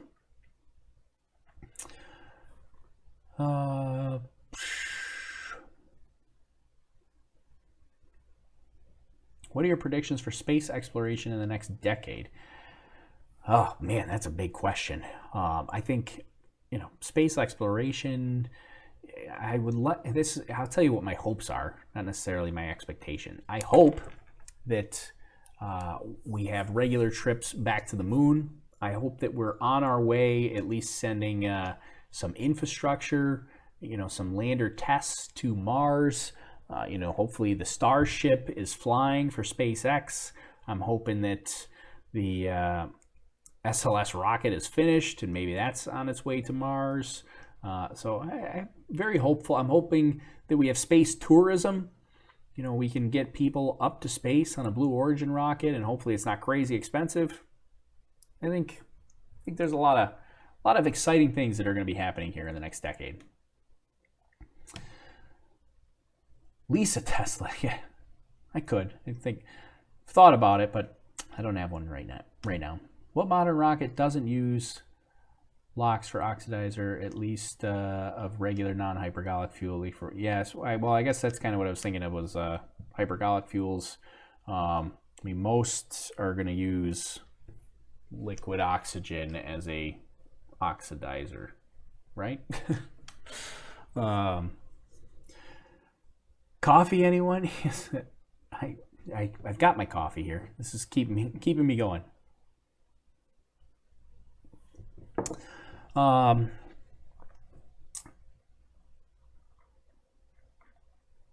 Yeah, well, I don't know, folks.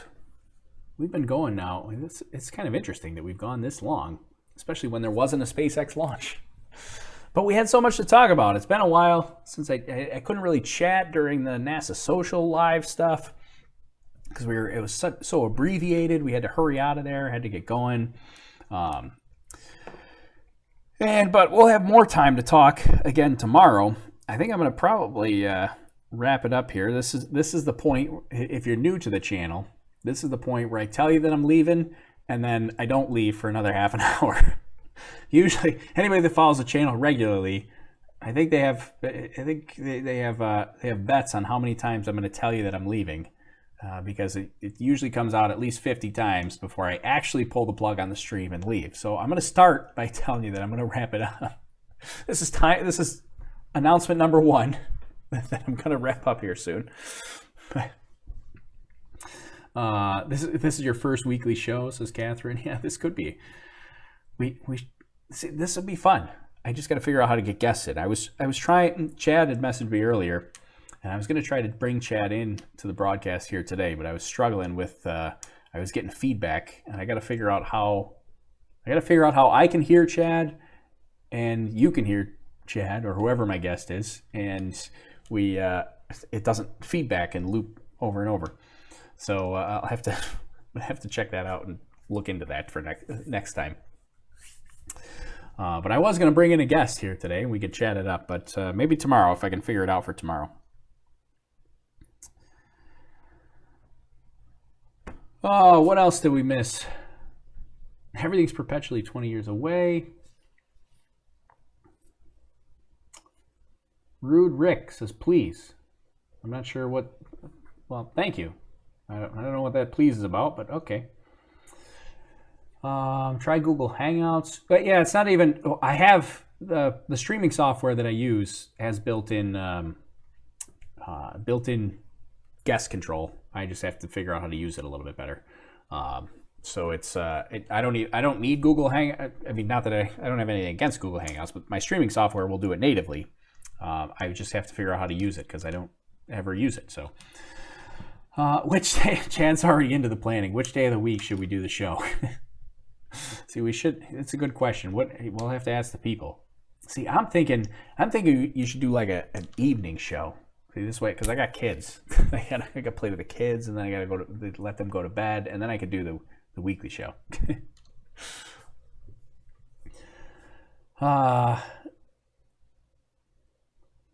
you let me know what you think weekly show. I could help you out with the whole setting up for having a guest in terms of feedback. I've done it with Discord as a median for video and audio.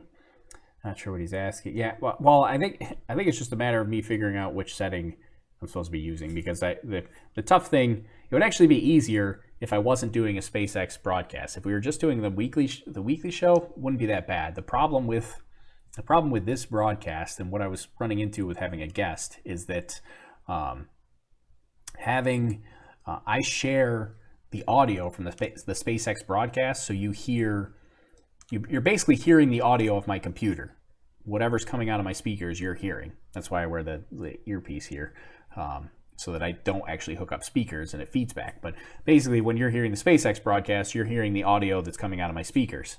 If I have a guest, I would hear the audio and pipe the audio and then hear the audio again, and so it gets a little bit complicated. So if I wasn't doing the whole SpaceX live commentary thing, actually gets a whole lot easier, because then I don't have to share my computer audio with you, and then I don't get that feedback. That's actually what the issue is with the space. So if we do a weekly show or something like that, that wouldn't be a problem. What time is the launch, says Keith. Keith came for a SpaceX launch. He says, what's the matter with these people? I'm here for SpaceX. Why are we talking about weekly shows and balloons? Keith, the launch got scrubbed. That's why we're just kind of hanging out and chatting. Launch got scrubbed pretty early, and it's tomorrow. Tomorrow at 10:30 Eastern, 7:30 Pacific, 02:30 UTC. So launch will be tomorrow, same time. Another retry. They had to scrub for upper level winds. Let's recap. I know I already told you I'm ending it. I told you that was time number 1, but let's recap why we scrubbed in the first place. Upper level winds was our scrub. So this is back. Oh, this is tomorrow. We need to go. How do I go back to today? Today, 11 p.m. Upper level winds. Right here. There's our problem. Here's Florida. Right there. Upper level winds, super fast, heading over the Cape, 100 miles per hour. That's actually 9,000 meters. They get even faster here. 125 miles per hour at the 12,000 meter altitude level. That's quick. A lot of wind shear happening. Not good for launching rockets. So that was the reason for our scrub today. And why we're not talking about SpaceX that much. We're just kind of chatting it up about everything else. We're having a good time. We're hanging out. As Pony said, it's my show. We'll talk about what I want. Actually, we kind of talk about what you guys want, because I just read your questions and I talk about whatever you ask me, bouncing all over the place. Any prizes to be won tonight? No. So unfortunately, these are the rules. I think I made the rules, but the rules are I do giveaways when we have a successful launch. So I do have stuff to give away: Parker Solar Probe mission patch, an ADA sticker from Emily Calandrelli at the Space Girl on Twitter. If you want, support her book. You buy her book. Her book went up to the International Space Station, the ADA's book. But let her know you're watching and that you saw the ADA's book on the OLHCN YouTube account. So tweet. You can tweet to Emily Calandrelli. Let her know that you saw ADA's and on our YouTube channel here. She's at the Space Gal on Twitter. And send her a message on Twitter and let her know that you saw Ada Lace on the OLHCN YouTube channel. Okay, whoever you have as a guest probably wouldn't have an issue with helping you troubleshoot it prior to the live stream. Yeah, well, that's probably some of it too. Is I had the idea of bringing Chad on as a guest today, about 10 minutes before I went live. So if I had a little more time to troubleshoot it, I probably could. What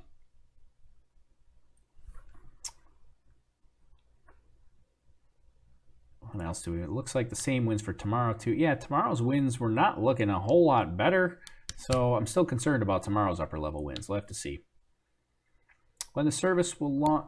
When will the service launch? Oh, I think the Starlink, Senpei is asking when the Starlink service will launch the whole world. So Starlink is going to take about 4 to 5 years to be fully operational. It's going to be a long time before Starlink is operational. But they will have, in only about 7 launches, including tonight, so it'll be tonight plus 6 more, they will have operational capabilities. They wouldn't be fully operational, but they only need about 7 launches to be somewhat operational. But and that, I believe that's somewhat operational in the U.S. They about 4 to 5 years will be fully operational worldwide. It's slightly better for tomorrow, but it's only a forecast, so hopefully it changes. Yep, so that's for when. Yeah, it is a little bit better tomorrow, but it's still a little bit concerning. Two CME from the sun finally reached our planet today. I'm guessing Elon and his team way too smart to attempt launch while magnetic storm is raging overhead. So Trevor's talking about a coronal mass ejection from the sun, a CME. Actually, the reason for scrub today was upper level winds. Didn't have anything to do with that. So it was just the upper level winds that scrubbed it for today. When will SpaceX send its first astronauts to the ISS? That's a complicated question, especially after the recent anomaly. They were supposed to do that as early as July. Everybody was thinking it was going to be more like October of this year, just a couple months from now. But then they had an anomaly Easter weekend, and that's not going to be good for the commercial crew program. That's going to push that off. That's going to delay that. Probably, I'm guessing you're going to get a delay of at least 6 months. It really depends on what the issue is. I mean, if it's something with ground equipment, easy fix, probably barely delays it, maybe a couple of months. But if it's something with the vehicle itself, which I suspect it is, they're going to have to make design changes, which is going to result in many months of delay.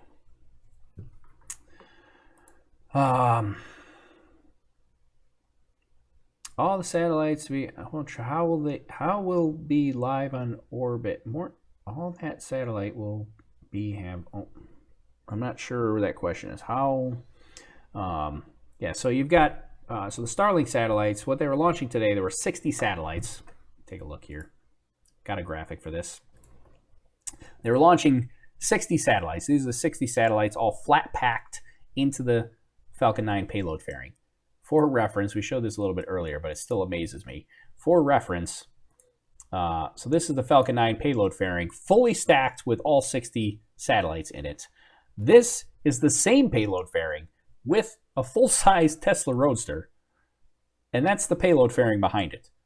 It makes this Tesla Roadster look like a Matchbox car, like a little itty-bitty tiny car, when you compare it to the 60 satellites that are packed in there now. It's packed full.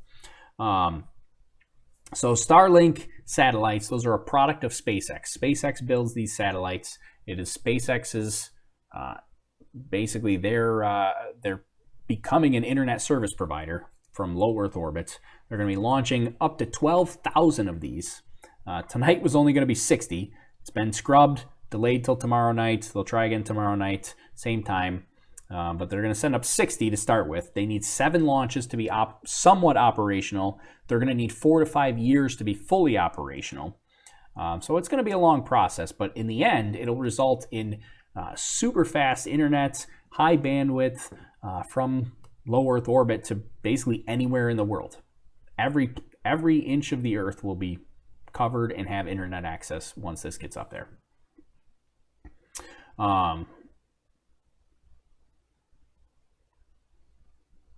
Oh, everybody's going back to the anomaly. So people are asking, what anomaly? Okay, so the anomaly we're talking about, this is going back to Crew Dragon, sending crew to the International Space Station for SpaceX. So SpaceX was scheduled, they did the demo mission a couple months ago. Was that like beginning of March, right? They did the demo mission. They were going to do an in-flight abort beginning of June. Then the next thing after that was sending the astronauts to the space station. Boom. But boom, literally. They Easter weekend, they were doing a ground test of the Crew Dragon capsule in preparation for the in-flight abort. So they were testing the thrusters, they were testing the Super Draco engines. So they had it on a test stand on the ground, nobody in it, not on a rocket. They were just firing the engines while it was held down. And they tested all the Draco engines, which are the smaller thrusters on the Crew Dragon capsule. Cargo Dragon also has those Draco thrusters. And then they went to go test the Super Draco engines, and half a second before the Super Draco engines fired, the capsule exploded, basically. Rapid, unscheduled disassembly. Something happened where it basically destroyed the entire vehicle on the test stand half a second before the Super Draco engine fired. So it wasn't actually the Super Draco engine itself. Now the Super Draco engines, those are the abort engines. That's what pulls the capsule away from the rocket if there's some sort of emergency. Very powerful, hypergolic fuels, fuels that combust on contact.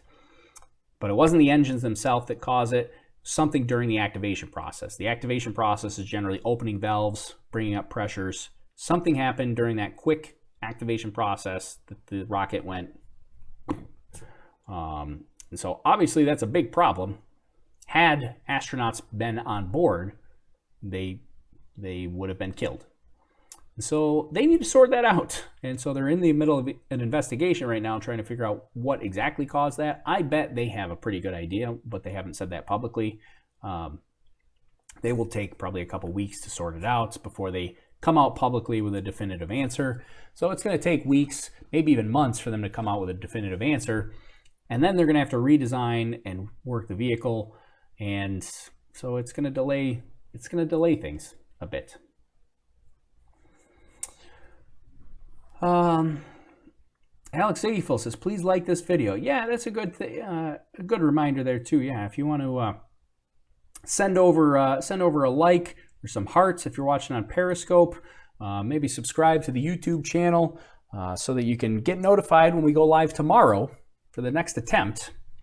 Yeah, that would be much appreciated. Lets me know that you enjoy what we're doing and that you're having fun. Even though we didn't have a SpaceX launch tonight, we're still chatting it up and we're having a good time. Sea of Brequility says, heyo on Twitch. Well, heyo, Sea of Brequility. Thanks for joining us, hanging out here tonight. What else? This launch is supposed to be a demo launch for the first 60. Yeah, and you got to remember too that the Starlink satellite constellation, going back to Starlink, is probably gonna.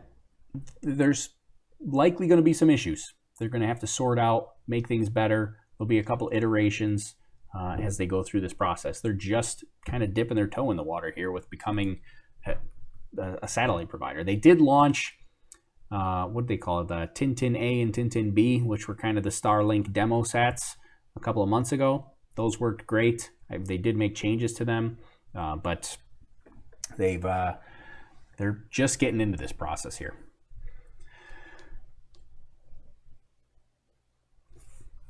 What else did I miss for comments here? To me,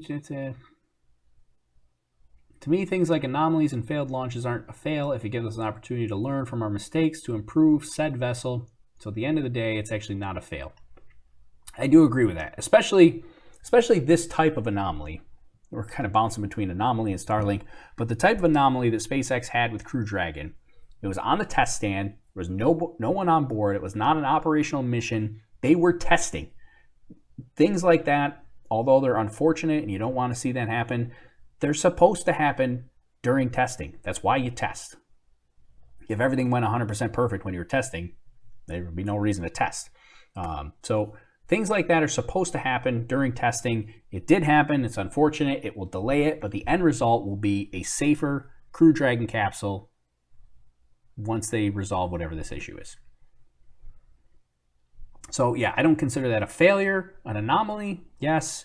Unfortunate, yes. A delay, yes. But ultimately it'll be good for the program because the vehicle will be safer because they identified this during testing.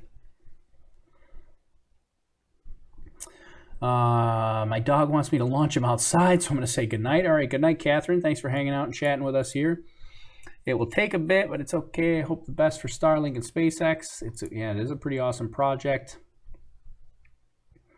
So yeah, it really the completion here, it really does depend on how frequently SpaceX launches their constellation. Elon did say they do have enough funding for the entire Starlink project as long as nothing major goes wrong. If something major goes wrong, they'd have to do they'd have to raise funds and do a round of funding for Starlink.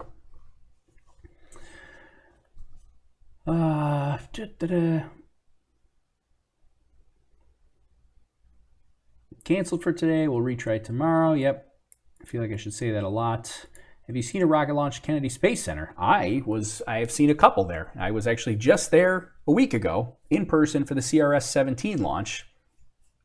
And I saw the CRS-17 launch in person from 3 miles away with Chad, if he's still around. He's still around watching. Chad was there with me.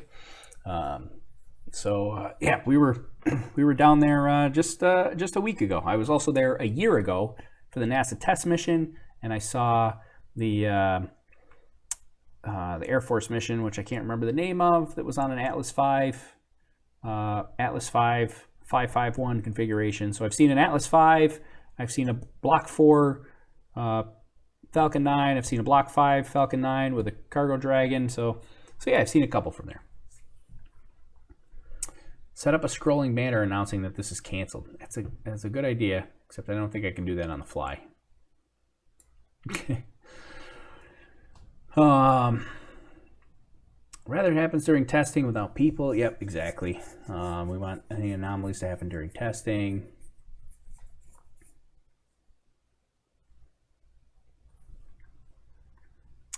Sea of Briquility says, test to the point of failure. Better a test than a mission. Exactly. You want if you're going to have an anomaly, you sort it out during testing. That's the point of testing, right?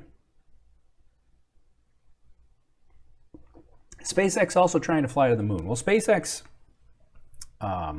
they are going to fly around the moon with the Starship. So Starship and Super Heavy. That's what SpaceX is working on right now. That's their next generation of space vehicles. And in 2023, they are scheduled to send Yusaku Maezawa, the Japanese billionaire, art collector billionaire. Yusaku Maezawa is going to send, they're going to send him along with, I think they said like 12 other people on a trip around the moon. 12 artists, which is actually kind of cool. He's handpicking, this is Maezawa, is handpicking artists to bring along with him on the trip around the moon. And that's scheduled for 2023. We'll see if that date holds, but 2023 is a date for that. So they will be going around it. Starship is capable of landing on the moon. It's capable of landing on Mars, at least spec-wise. So there's definitely capabilities there for SpaceX to get to the moon. Now the question is going to be, is SpaceX, how quickly will Starship be developed? Are they going to be able to develop Starship fast enough that that maybe SpaceX's Starship is more relevant than SLS or the Lunar Gateway or Blue Origin's Blue Moon lander? Don't know. Or maybe Blue Origin. They've already got this lander they've been working on for 3 years, the Blue Moon lander that they just announced and showed the world, like a week ago or so. So Blue Origin now has the shot with their New Glenn rocket coming up that maybe they'll go to the moon. So you got competition, which is awesome for spaceflight. You want the competition because it's going to spur innovation and drive developments and drive bringing the cost. It's going to bring the cost down. People are going to try to innovate, and I think it's great. So Blue Origin, SpaceX, don't forget United Launch Alliance is out there. They got their Vulcan rocket platform that's coming up. I don't know any dates on the Vulcan rocket, but it's a little bit different. I think ULA is a little more, ULA is geared much more towards kind of the national security missions and things like that. But they could get into the, either space tourism game or getting, they would definitely, I think it would be right up their alley to start sending stuff to the moon if that's going to be NASA's priority pushing to 2024. Are they going to land and make a base on the moon? So the 2023 mission for SpaceX is not going to land. It's just going to be a trip around the moon. They're going to do a lap, one hand on the wheel, kind of wave, and they're going to head on back. So no landing for the 2023 mission. There are 2 starships being built from that. Yeah, see, now this is why we could have a weekly show, Chad, right? Because we could talk about the two starships being built. So Elon officially confirmed, there was kind of speculation that this was the case, but he officially confirmed that there are 2 starships being built and they're competing against each other. They have a team in Boca Chica, Texas that's building the Starship. We've known about that one for a really long time. And we just found out that there's another Starship being built in Florida that's a competing build. And basically these 2 SpaceX teams are competing against each other. If they have to, the way Elon described it is if one team discovers something during the build process, they have to share it with the other team, but the other team does not have to incorporate it into their build process. And so basically you have these 2 different SpaceX teams that are competing to build the Starship, which is also kind of crazy. Like that kind of thing doesn't happen at NASA with their traditional rocket builds. Now you have a private company that is just innovated like the building process by now you have teams within one company competing against each other to build the best version of that company's rocket. I don't know, that kind of stuff I think that's exactly what is awesome about privatizing and commercializing space launch services, because you get that sort of innovation. Is it bad I tend to refer to Starship as BFR? I don't think it's bad. Every once in a while I still call it BFR. I catch myself.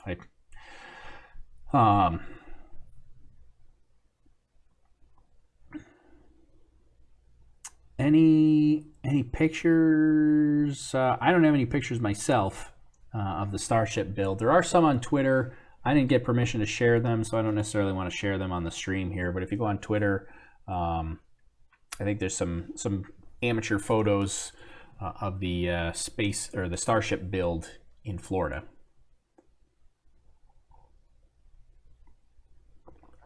Gregorius just posted a link to Business Insider. What's this Business Insider link, Gregorius? I guess I could click on it and find out. I don't know what this link goes to. SpaceX hopes to launch Test Hopper, a prototype for Giant Mars rocket ship, for the first time this week. Oh yeah, that was back in March. That's when they did their tethered test. They did a tethered test of the Star Hopper, which people are calling it, out in Boca Chica. And the Star Hopper was tethered down. Basically, they fired the engines and it went, and that was it. Only like a couple of inches, and then set right back down, and that was it. Like 1 second long. But they're planning on doing more tests. No, that innovation is just kind of part of the whole Elon Musk suite of companies. Will it serve all countries, sir, like Istanbul? Oh, so this is back on Starlink. Yeah, Starlink is intended to serve the entire world. It will cover everything. Oh, maybe that wasn't about Starlink. Sea of Tranquility says would love to go on the 2023 mission around the moon. It would be pretty awesome.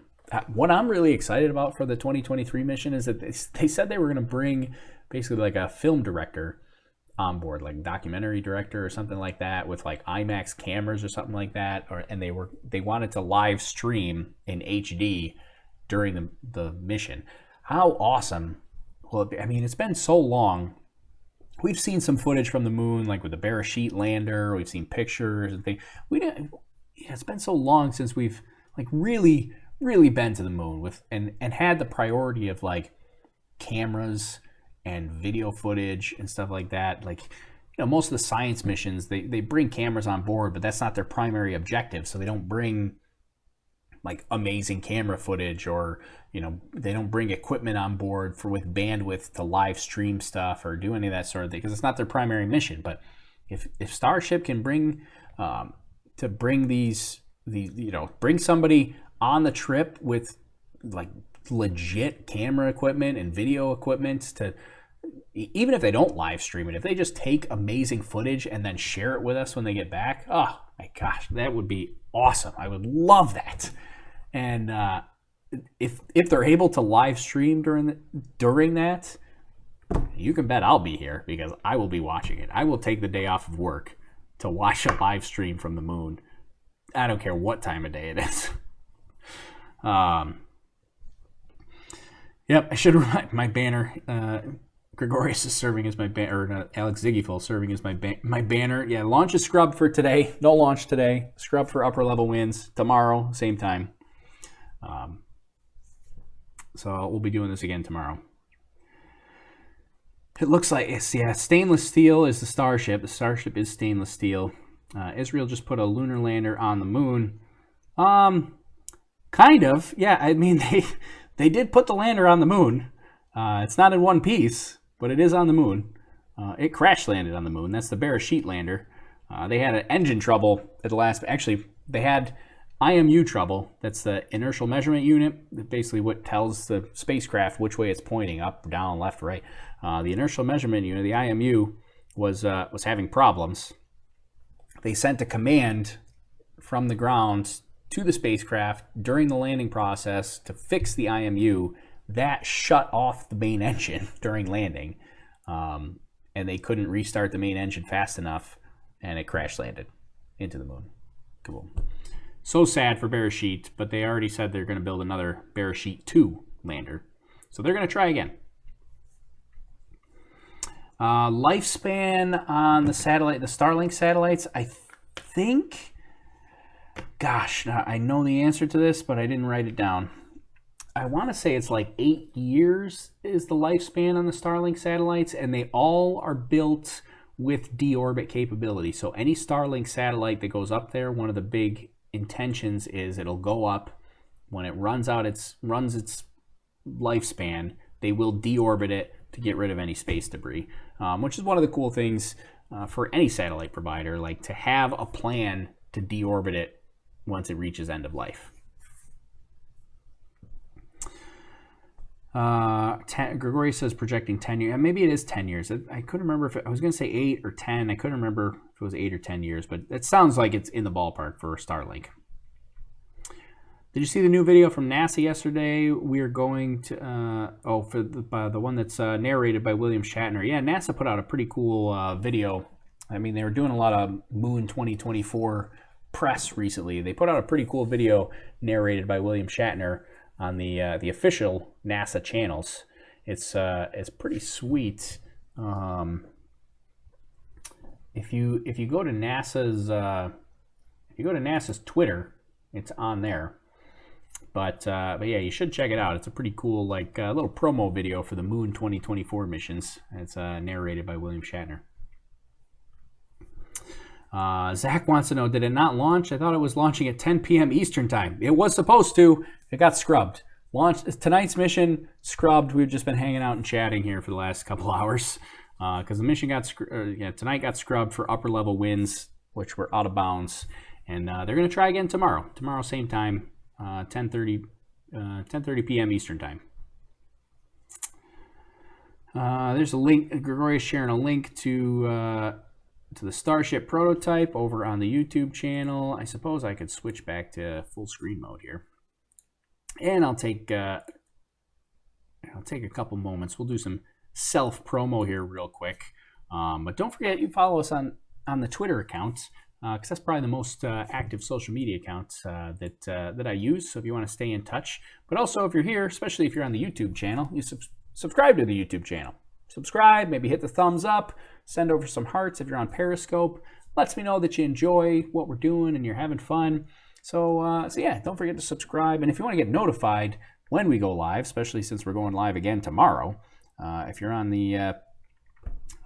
YouTube, make sure you subscribe, and then you hit the little notification bell. You get a little bing, and then you get notified when we go live. Wow, you're still here. I took my dog out, and I heard your voice still. Yeah, we're still here. I know. I told you I was going to say goodbye about 30 times, and then eventually I'd leave. But no, we're still here. We're still going. We were having some fun. This was a good chat. We covered a lot of topics. I really should wrap up, though. For real. for real, I should wrap up because I'm getting tired. I do have to work tomorrow, and then we're gonna come back here, stream again. It's the Alex Ziegfeld says this is the War and Peace version of a Tory goodnight. Yeah, that's pretty much. This is how this works here. I say goodnight. That was half an hour ago. And then we chat for another half an hour, and then I say goodnight again, and we chat for another half an hour. And eventually, I do go off the air. I can't stream forever. I just have so much fun. You guys, I blame you. You guys all make this. You guys make this too much fun to chat. You guys everybody's got good questions, good topics. That's where we're gonna have to bring in a weekly show or something. I'm gonna have to look into that. All right. Well, for real, I'm gonna have to end this. I'm really ending it. I queued up my end screen. My outro is up on the screen. I'm ending this. I'm going because I gotta work tomorrow, and then I gotta live stream another late night live stream. So I gotta get some sleep so I can come back. Oh, what's going on with my broadcast? All of a sudden, it got laggy. Wonder how that's working out on your end. Let me close some things on my computer because my computer's freaking out. I don't know if that's coming across laggy on your end. Weird. Okay, well, I don't know what just ate up all my computer processing power, but we'll close up some programs, and hopefully it's a little bit. Oh, there we go. Now it's not laggy anymore. At least not on my end. I don't know how it was on your end, but there, it's better on my end. So yeah, I don't know what happened, but hopefully we're better now.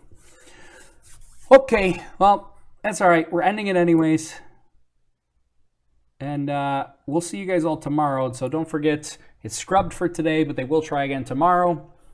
10 p.m. Eastern is when I expect to be live again tomorrow.